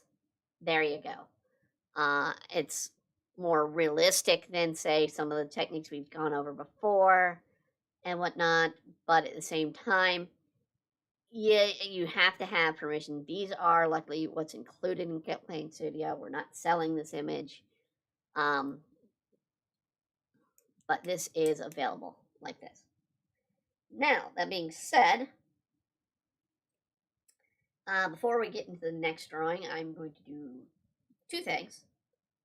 First, I'm going to open up and show you what I meant by the tips marker and something that I have done in the past. So I'm going into my own portfolio here. This should be available on the website on embryarts.com, but this is a one that I've done in Prismacolor. Took some time. This was done years and years and years ago. But this is, I mean, the tree has a lot of blending. The brickwork was individual, had each blending there, did some shadows, did the grass around it. It's great drawing. I enjoyed doing it. It was nicely done for the time. Now, the anatomy's a bit off. I can be picky about that. I mean, details probably could be much better. But I am for a quick, I think I did this as a sketch for an idea of a comic that I never came out with. And this was just sort of that schoolgirl running out the door mindset. So I just wanted to do something interesting, cool. And I mean, with Prismacolors, it's great to do these. And I mean, the same with Copic. They're wonderful. You just need to learn how to use them, and it takes a long time to get them down properly to where they'll look good. And the other thing I wanted to get to, we have kind of two sponsors. I'm sponsoring myself a little bit tonight, but we are going to cover our regular sponsor in the middle since we're doing two of these. There we go. So, Build Bar. I love them. You love them. Everybody loves them. Well, you may not love them. You may not have tried them. But I guarantee you, once you try them, you will love them. And that is not a threat. That is a guarantee, folks. These are absolutely deliciousness in a bar, candy bar, that is low sugar, low fat, low calorie, low carb. These are the perfect solution if you're trying to lose weight or if you're trying to gain pound or protein, because these have a huge amount of protein in them and they taste like a candy bar. I kid you not, ladies and gentlemen. These have actual dark chocolate over the fake chocolate they stick in other protein bars out there on the market. These have actual dark chocolate on them. Each one coating a flavor that they focus on first in their protein bars. They are absolutely delicious. I have them. I buy them. I eat them. I've been off of them, unfortunately, because of health reasons. But I've been still using two other products that they have, the Built Boost and the Built Broth, both of which are absolutely delicious as well. The Built Boost, it gives a boost of the immunity system. It is in a wonderful drink additive that you can add. It's similar to like Crystal Light or anything, has no calories. And then the Built Broth, which has a few calories, but it's a great protein drink. It's basically just drinking some hot chicken soup. And one of my favorites, and I gotta say, love it. So absolutely check them out. They have new flavors each and every week, man. Go to built.com, use the promo code EmbryoArts to get 10% off your order today. I cannot stop singing how well they are. If you try them, I guarantee you're gonna love them because they are the perfect replacement for candy bars if you're a sugar addict like me. So, that is our sponsor with Built Bar. Now, we're gonna go back to drawing. But we're gonna show one more thing, and like I said, I'm sponsoring myself a little bit today because I am going to show off, like I said, we have pre-orders now available, and I want to open up the book here if I can find it. All right, here we go. We now have pre-orders available for Demon Blade Digital. This is book 1. This covers issues 1 through 6. So that is, each chapter has 36 pages. So you are looking at 220 some pages in a book. And this is going to be for $10, ladies and gentlemen, digital. So I do have to note it's $10 for the digital format. We don't have a set price yet for the print. We will be doing the print. It's just a matter of when we will get the print out. But for right now, you can pre-order the Demon Blade Book 1 on Amazon for March 15th. It will be coming out. I hope you all will enjoy it. It is one of the love and labors of myself. It is one of the ways for you to own a bit of my work that you can enjoy in turn. Because, hey, who doesn't love a good comic? I know. This is, of course, one of the series that we continuously work on each year, and people are starting to find it and enjoy it, and I am glad. So this is a good way for you to get caught up on it as we go into Chapter 8. Now, we will get back onto our drawing task. So we will be saying goodbye to our lovely drawing here of our masking there, and we will be doing this one, featuring Dakota from Total Drama. I can honestly say I've never watched Total Drama. I never found interest in it. I hear people love it, and I've had requests for it and drawings from them. And one of the things I have to do when I'm doing this, normally I use a 20 tip brush when we do these drawings. This time I have to use a 60 on the exterior at least because they use these thick outlines on their characters. So we're going to be using those same outlines, and actually I'm on the wrong layer here. Hold on.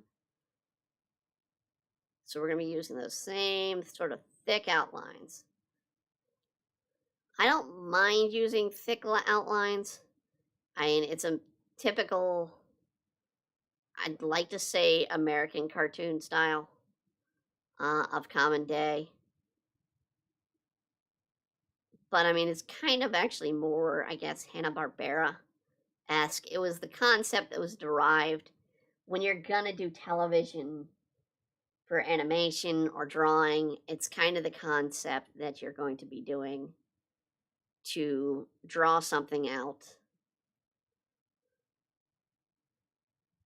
that you kind of want to have this thick outline so you have places to mess up, honestly.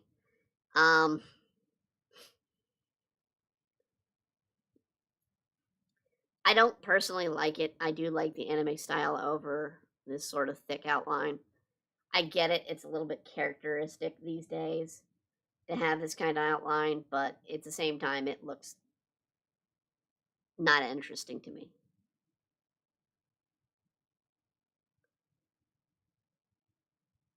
Sorry if you worked on this series and are coming in here because you're like, hey, this person's doing television drama. Yeah, sorry.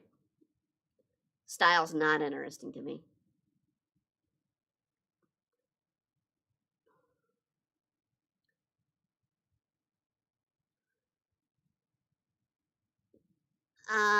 Let's see here.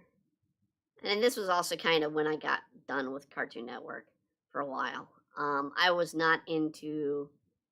This came out at the time they were starting to do live action, and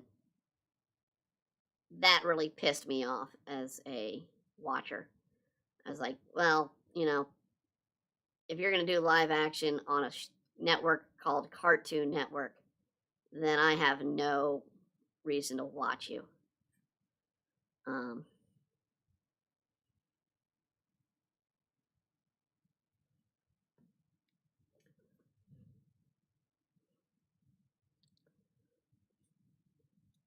but carrying on to our theme of the night, which is role playing.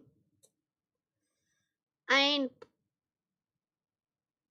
the kind of role plays that I'm looking to do, especially with this game that I'm trying to get going, I'm I don't mind having adult terms in a game.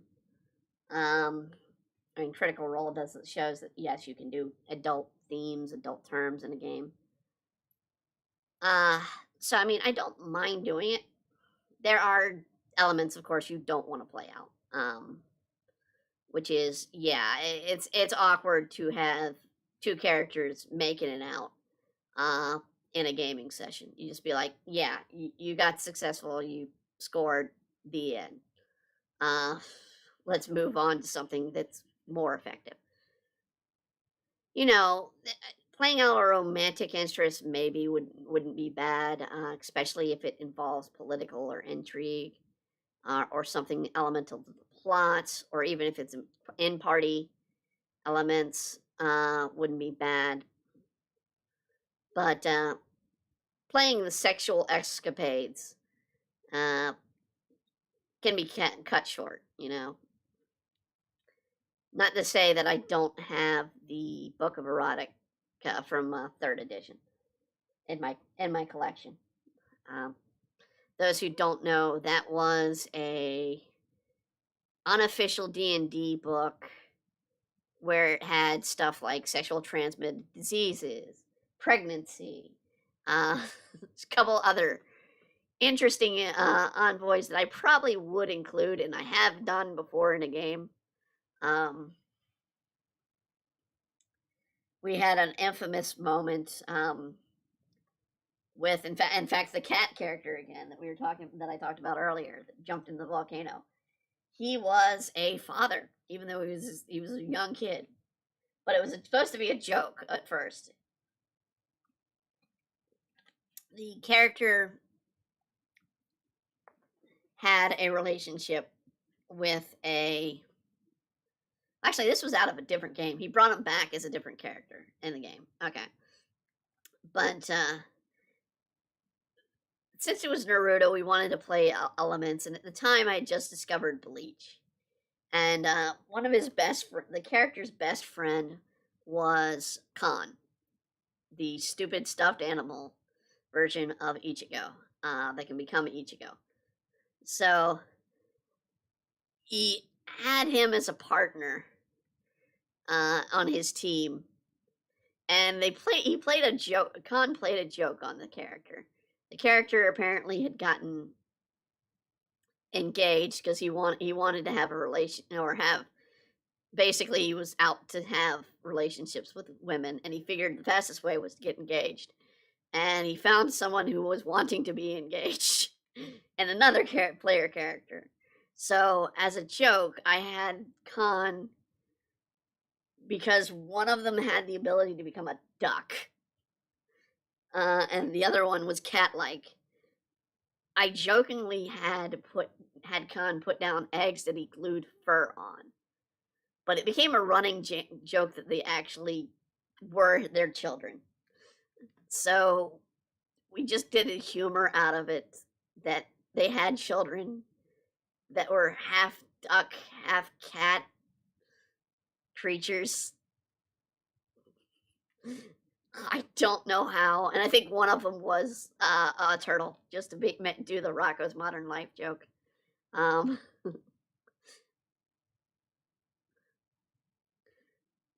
but yeah, it was literally a joke I was playing on them. It's like, no, this was just supposed to be eggs that weren't fertilized, but they took it as real. So I was like, well, what the hell? Let's just make it real and go with it. I mean, you tempt me with something stupid and silly, I'll do it. I mean, notoriously, we had the same guy who played the cat character in one of our games played a troll um, character named Goldak, and he had literally in this castle that we had created, he had a room of doors that were just there so he could bust through them. That was all he had that for. And it was just so he'd run through and break them. And that's it. The room was just a room full of doors. Other elements we've had in games, we have notably what is a dungeon, which is called the Cardboard Dungeon. We recently played through it actually in a game, or tried to play through it in a game where it was tried to be taken seriously. Where it's a dungeon that's not meant to be taken seriously. It's basically you roll a D100, and something on a chart is the next room. So you go through one door and open into another. And you could literally close the door behind you, turn around, open the door again, and it'd be a different room. And so we've had a couple of unique adventures in the Cardboard Dungeon.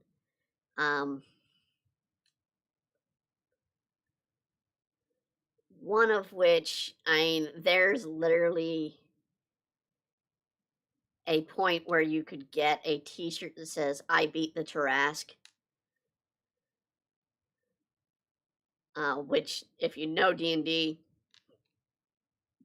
is the most powerful character in the game, or creature in the game. And to have the shirt "I beat the Tarrasque" is just silly.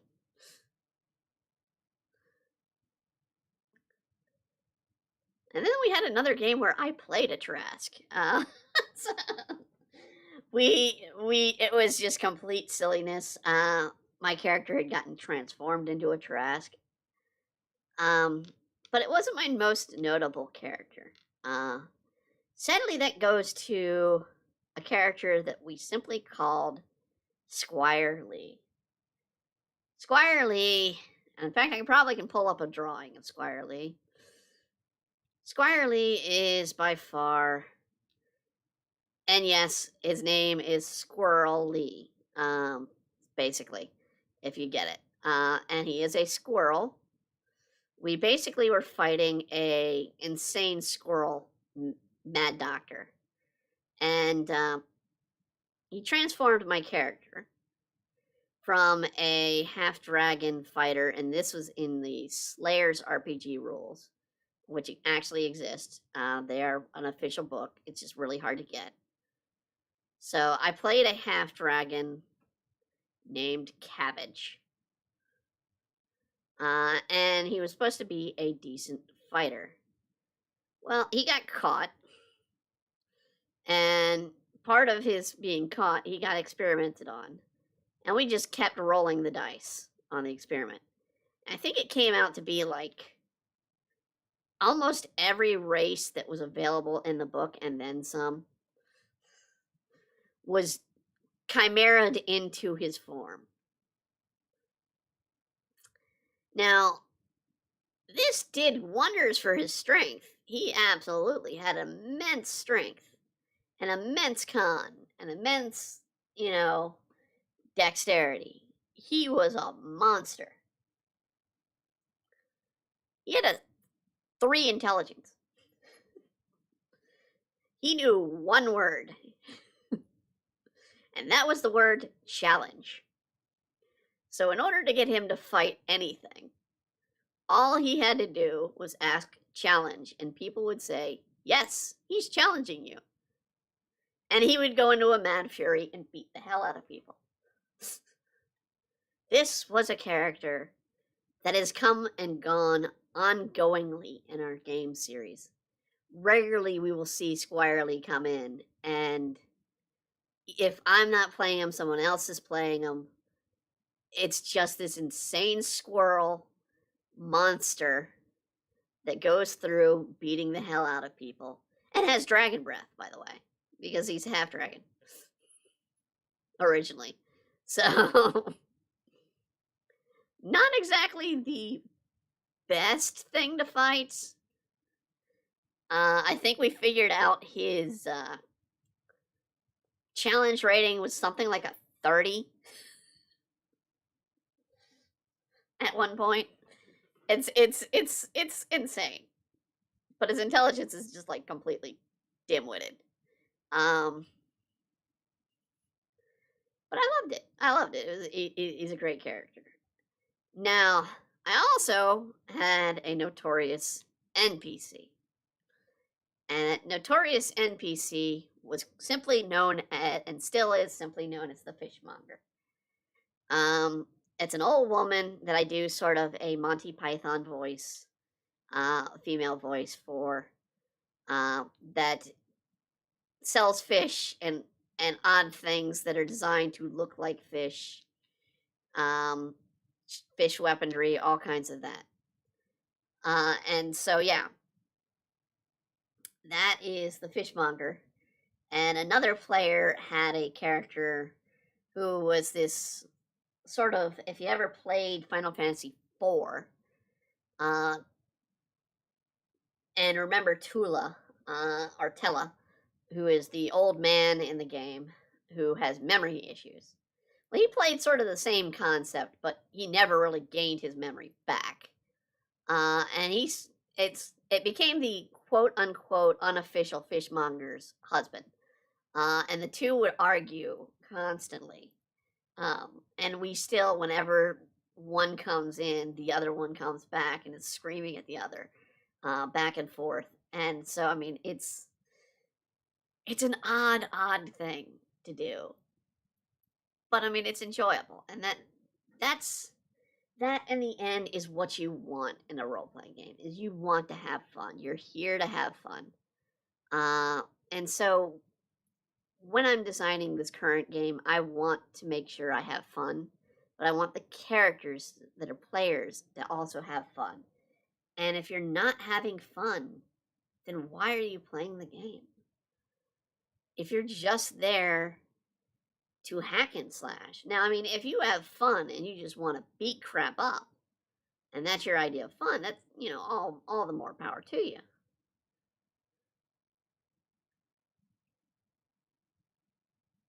But I mean, there needs to, in my opinion, for fun, there needs to be story, and there needs to be story that all can enjoy. Um, so it's one of the things I do, kind of things that turn me off in an RPG, be it a video game or an actual tabletop game, is politics. Honestly, I'm there to escape politics for a change. Um, and I've had people that bring in politics on games, and I'm just like, I don't care. I'm not interested when it comes to that. That is not fun to me because I want to get out of politics. Because politics, there's a 50-50 chance you're gonna be against somebody at the table, and you don't want to bring that in. Now, I mean, you can bring in original concepts of politics. But if you're flat out making things that are flat out, this character is so and so from politicians or political issues and carries my political opinions, that you're going to be touching subjects that are going to be harsh on people. Watch it when you do that, because if you do, you can turn off an audience, um, including the players. So I try not to do politics in games. I try to do, well, I will do some realism in the games. I will, have absolute real survival concepts at points, or I might have a realistic, hunting for items. Green Lightning has this advanced, and I mean advanced, salvaging system. Where you and salvaging and building system. That is one of the things that take up so much space in that series. is being able to be like, well, I found this, food. How much food do I have? What can I use it for? Can I use it for alternative means? Meaning, could not just for eating, but can I make something out of it? Um, that kind of stuff. And so, I mean, it's important in my sense to have those options available. But I think with this run through with this game, I'm gonna try and do things. Like I said, I am gonna do something original with the crafting rules because crafting rules suck in three or in fifth edition. Um, Hands down, it should not take me a week to make a club. Uh, you can go out and make a club in about 10-15 minutes. It's not that difficult. You don't even need tools. It's called find a big thick stick.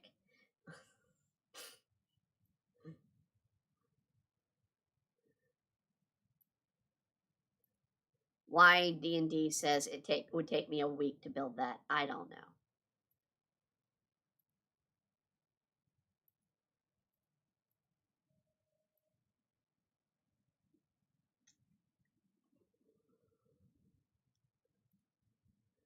So, I mean, I'll definitely be doing a little bit original on that.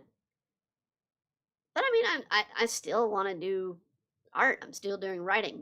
In fact, one of the few things that did come out this past week, and I can announce it, if you did not catch it, the latest chapter of our isekai. So if you follow us and you read our isekai, which is Mobster X Maid Girl, we do a couple of those read throughs on our live stream for story time. We have a new chapter. We finally came out with a new chapter. It is we're finally explaining what's going on with certain characters. In fact, we had Justin on earlier with Cooking Dojo. The story, he had one of the characters because he's a Patreon supporter. One of his characters is in the book. His character Eve is in there, and she was a big part of this latest chapter. We wanted to do something fun with her, and we kind of did. And we also have another character that we gave more of a background on, which is one of the two slimes. We gave more background on them as they gain bodies of their own and abilities of their own.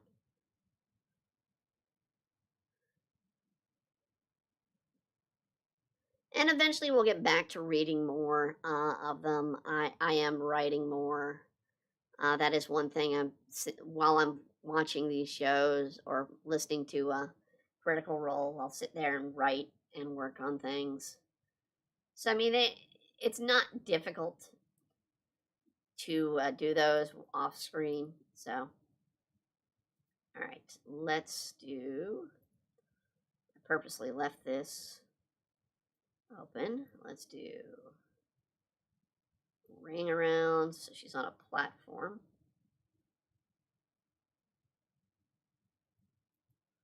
But this is also on a ring, which is going to be above that. So slim. And we're going to just erase this. Okay. Now I'm just going to add a curve to give it a sense of thickness.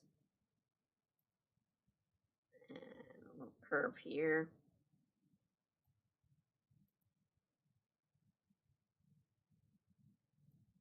Yeah, I mean, one of the things that attract me with role playing, I've been into it since I was 12, is the creativity of it. You can be creative, you can envision what you want out of a fantasy. And that's what always kind of gets me of why people play if they don't want to do that. Because that's exactly what the game was designed for. That's what Gygax intended when he made the system of D&D. Let's see here. We're doing kind of a cover, and we're actually doing pretty well. We're doing this on our time limit still. We're going over. It's getting into our second hour or our third hour here, but we're almost done with it, so it's not going to take too much longer. But yeah, I mean, absolutely do whatever you want to have fun as long as it's legal. I have to state that because I don't want to get in trouble for saying something you're to go do something illegal. Do something legal, please. Um, without however you want in life to enjoy. And I mean, maybe that's not RPGs for you. Maybe it's watching sports. I don't care for sports. It's not my thing. Um, I don't. I mean, while I can say it while I'm sitting on a movie group, and part of the movie reviews that we do with Inside Movies Galore, I don't watch that many movies. I watch more anime than I do movies, so it's kind of odd for me to be in there as sort of an anime expert. Uh, especially when we talk about anime, but I can go in and also talk about animation, drawing, that kind of stuff, um, and use that as my experience as well.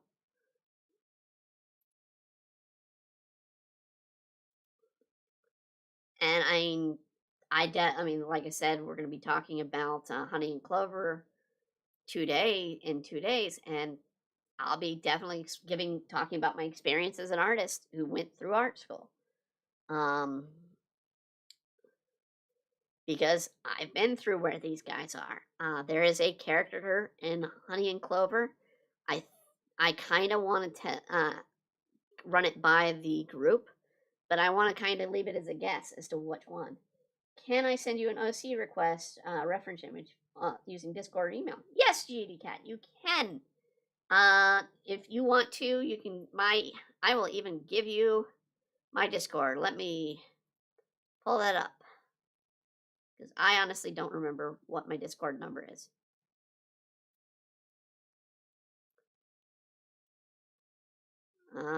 Where is my information? My account. Come on. Stream mode enabled. Oh, well, thank you for not letting me do that. User profile. Come on. Well, it's hooked up to my stream right now. But yeah, if you want to you want to send it through email, it's btdod@aol.com. That's boy, Tom, dog, Oscar, dog at AOL.com. That is my email address for common email.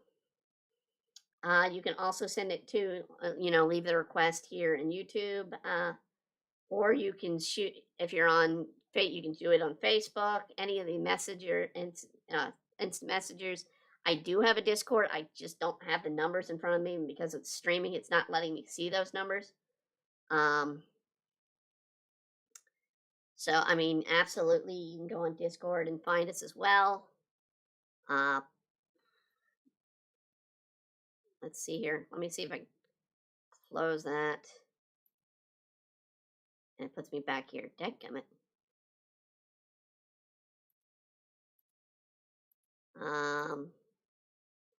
Escape. There we go.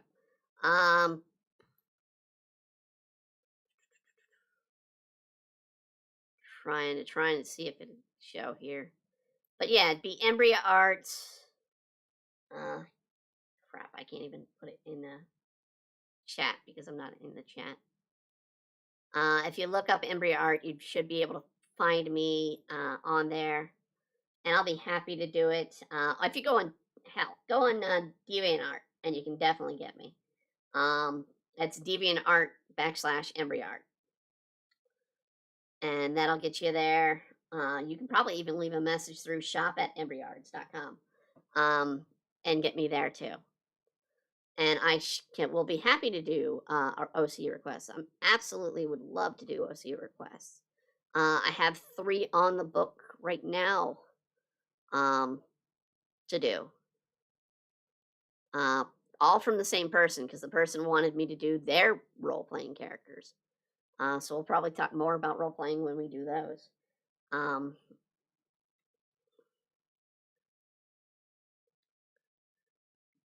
An interesting thing is a sort of One Piece RPG, so we'll definitely talk about One Piece RPGs more then. Uh, I don't know if they use my system or if they use one of the other systems that people have done.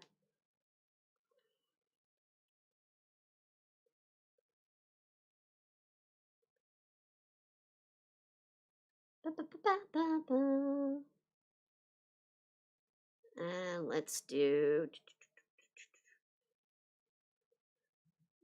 sort of a, where are we gonna do something like that in the background, and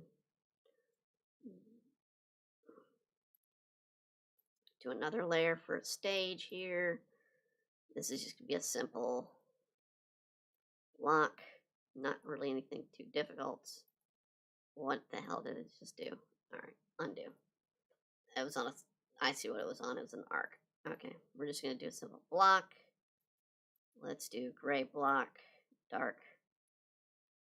It's on sort of display.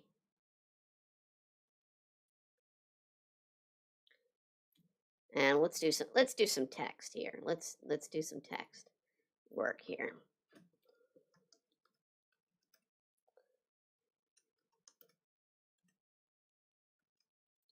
Dakota suit. And we'll do the cartoony concept of just money signs. You'll see that sometimes in cartoons. It's like, oh, well, here's the price. It's just money signs. There's no actual price. There's 4 money signs, so it's got to be a bigger price. But it's money signs. All right, let's get to, well, I need to rasterize that so I can properly do the change here. So we're going to rasterize the text. We're going to free transform it. And all that does is it allows me to stretch it out across the sign so it looks more in part there. Let's add some color to the background a little bit of shading or something.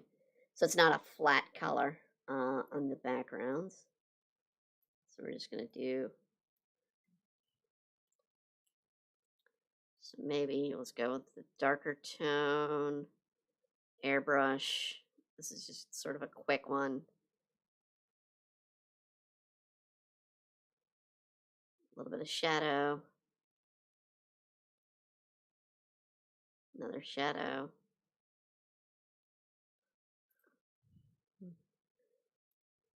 Nothing too fancy, just simple airbrush shadows.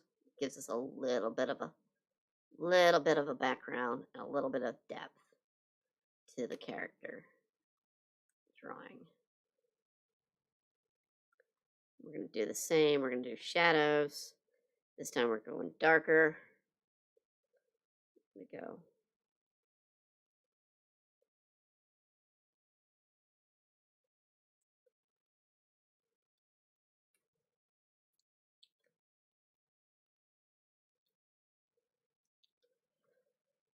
And right there.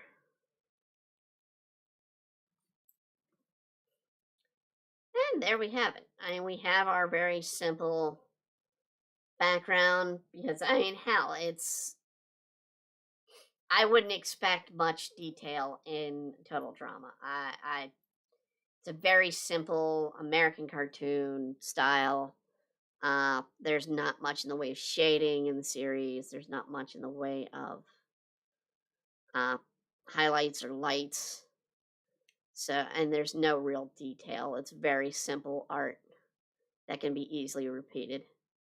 I'm gonna add a little, make it sort of like a metal mannequin stand there.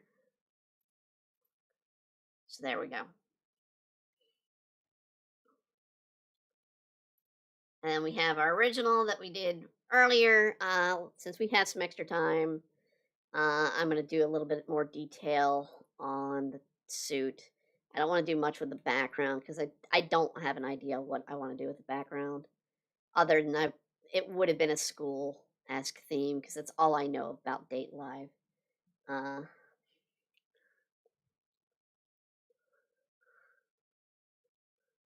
or all I remember about a Date Alive. I was able to get into High School DxD. Maybe I'll get back in and watch more of To Date Alive. Uh, but I mean, it just doesn't interest me. The harems have to be funny or interesting to me, particularly if they're going to be an ecchi. And as I recall, this series just kind of it was okay.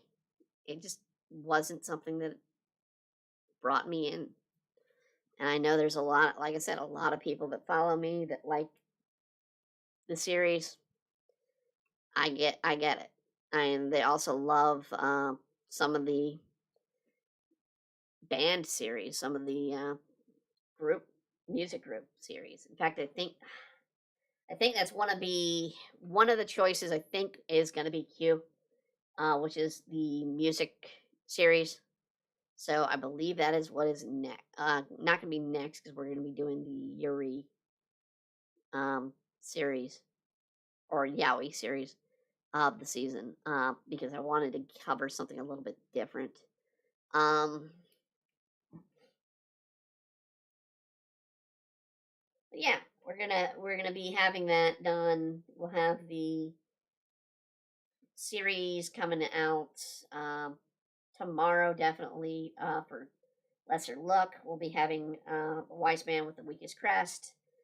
I might still do another one this week if I can do two. This week I will cover two Lesser Looks, which will make up for the time because I know I kind of want to do the good version of gender bent isekai because we kind of covered the bad version. Uh, but we will see. I still have one episode left to watch of that series as well. But I do want to do something a little bit changed up. We did a fantasy on this latest one that we're going to be covering. So I want to do something more realistic or something. In this case, it'd be a romantic. I think a comedy. I don't know. I don't know.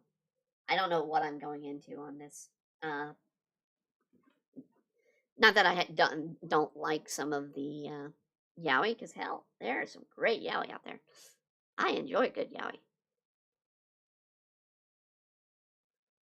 But yeah, I think we are at an end. We actually did this kind of in a 2 hour, almost a little over 2 hours. Was kind of surprised. We already did our sponsors. Once again, I will do the call out for yes, Demon Blade is coming out, the book, which will include issues 1 through 6. I put a lot of time and effort in this series. It is something that I enjoy doing, and there's a lot of story to tell in this series. And the more people I get to watch and read this series, the more people that get into this series, the more I will write and draw of this series. It is sort of my heart and bleed thing. I came up with the series originally in 1997. And it's gone through 3 iterations to get to this point. The first iteration was in 1998, and then we had a version that came out in 2013, and now we have the 2015 version, which is the definitive version now. You get a lot more story, a lot more into it. It's shonen, but it carries gender bending concepts, all kinds of fun. And again, yes, it is coming out in paperback. I'm not gonna release it in hardback. That's gonna be too much. The back is gonna have to be readjusted, but yeah, here is what the paperback will look like from cover to cover. for a sense. We're gonna have to change around a few things because we're still working on it. But yeah, it will be in paperback, ladies and gentlemen. This will be my first book that we will release in paperback. Later in the year, hopefully, we will have 11 Kingdoms released in hardcover because it is a full on 800-page novel. So that will hopefully be out as well. And we're going to start releasing Mobster X Maid Girl also in paperback as well. Um, Paperback light novels based off of the story arcs. So the current story arc, if you've joined us on our read throughs, the paperback will probably come out also this year. I don't have a set date for it. I have to go through and make changes and see where it lands in page count, if it would be enough, or if I want to add more. But we will also probably be doing Mobster X Maid Girl. We're going to be, this is the year we're finally doing books, and big time. I've been holding out on doing these for a couple of years, and we're finally releasing them. So, thank you all for watching. Thank you all for supporting. If you come in and join and support our books, that'd be great. If you join and go to our sponsor, builtbar.com, and use the promo code EmbryoArts, absolutely also great. I always stand by them. They thank me for what I stand by. I thank them for standing by with me. I came to them as a sponsorship, and they absolutely took it, and we've been running with it since. Again, we have our 2 art pieces. I want to thank the people. I believe it was Thomas Fan on DeviantArt, and for this one for the Dakota. And let me see if I can pull up the other one. Let's see here. Open a new window. I'm trying to remember who picked the date live as well. So let me pull up DeviantArt while I'm on here and thank them appropriately. Get down to the schedule. Get down to the schedule. There we go. So, yes, I want to thank, it was TF John, or TF, or TGF, or TG Fan, excuse me, John, for the Shido unmasking Kurumi drawing that we have currently on this page. And again, Thomas Fan for the Dakota drawing. These catch us up to where we were supposed to be last week. So this gives us a chance to do this.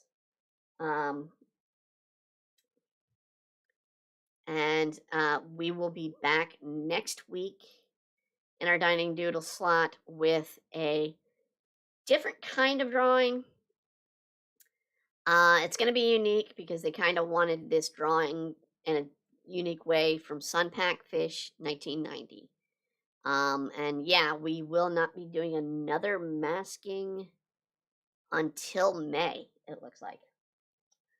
So, as of this time, we do not have another masking on the request for Dining and Doodles until May. We have a couple of requests that aren't listed on this on our page yet because that May would be the start of our summer release schedule, and I will release that around that time, around April. So we'll be doing that then. As far as what's coming out this week on our streams, again, we have Final Fantasy VI going to be on for tomorrow. That is going to be, we're going to be starting that up. That is one of my favorite all-time games. I know it inside and out. So we are going to try and 100% that sucker. We are going for the gold. We are going to 100% that son of a bitch, which means we have to get all the creatures in Velt. That is going to be a huge, huge task. We also have our Pokemon Legends of Arceus off the stream. While I was sick, I had played through. I leveled up in the 2 areas that we had unlocked, so that when we go into the 3rd area, we will be going in hard and heavy. In fact, we have 6 stars now, before even going into that area. So we are gonna be strong. We're gonna be tough. We're gonna have some heavy level characters on our side, and we will be able to catch even stronger alphas as well. Next Friday, likely we'll continue to do the Spider-Man until I am ready to do a RPG tabletop game, and we will be open again. If you want to join in on that game, message me, contact me. I will be looking for about 4 to 6 players. That's going to be sort of the average of that. But keep in mind, it is going to be improv, and we will be streaming that game. Um, it's likely going to be Friday nights. I haven't set anything in stone yet, though. So, yeah, if you're interested, let me know. Until then, I hope you all have a wonderful evening, a wonderful night, a wonderful weekend, and a wonderful year. And I have to say it oh so much, especially this right now with what's going on in the world. Please, please be kind to each other and have those wonderful, so we can all have those wonderful years. Good night, everybody.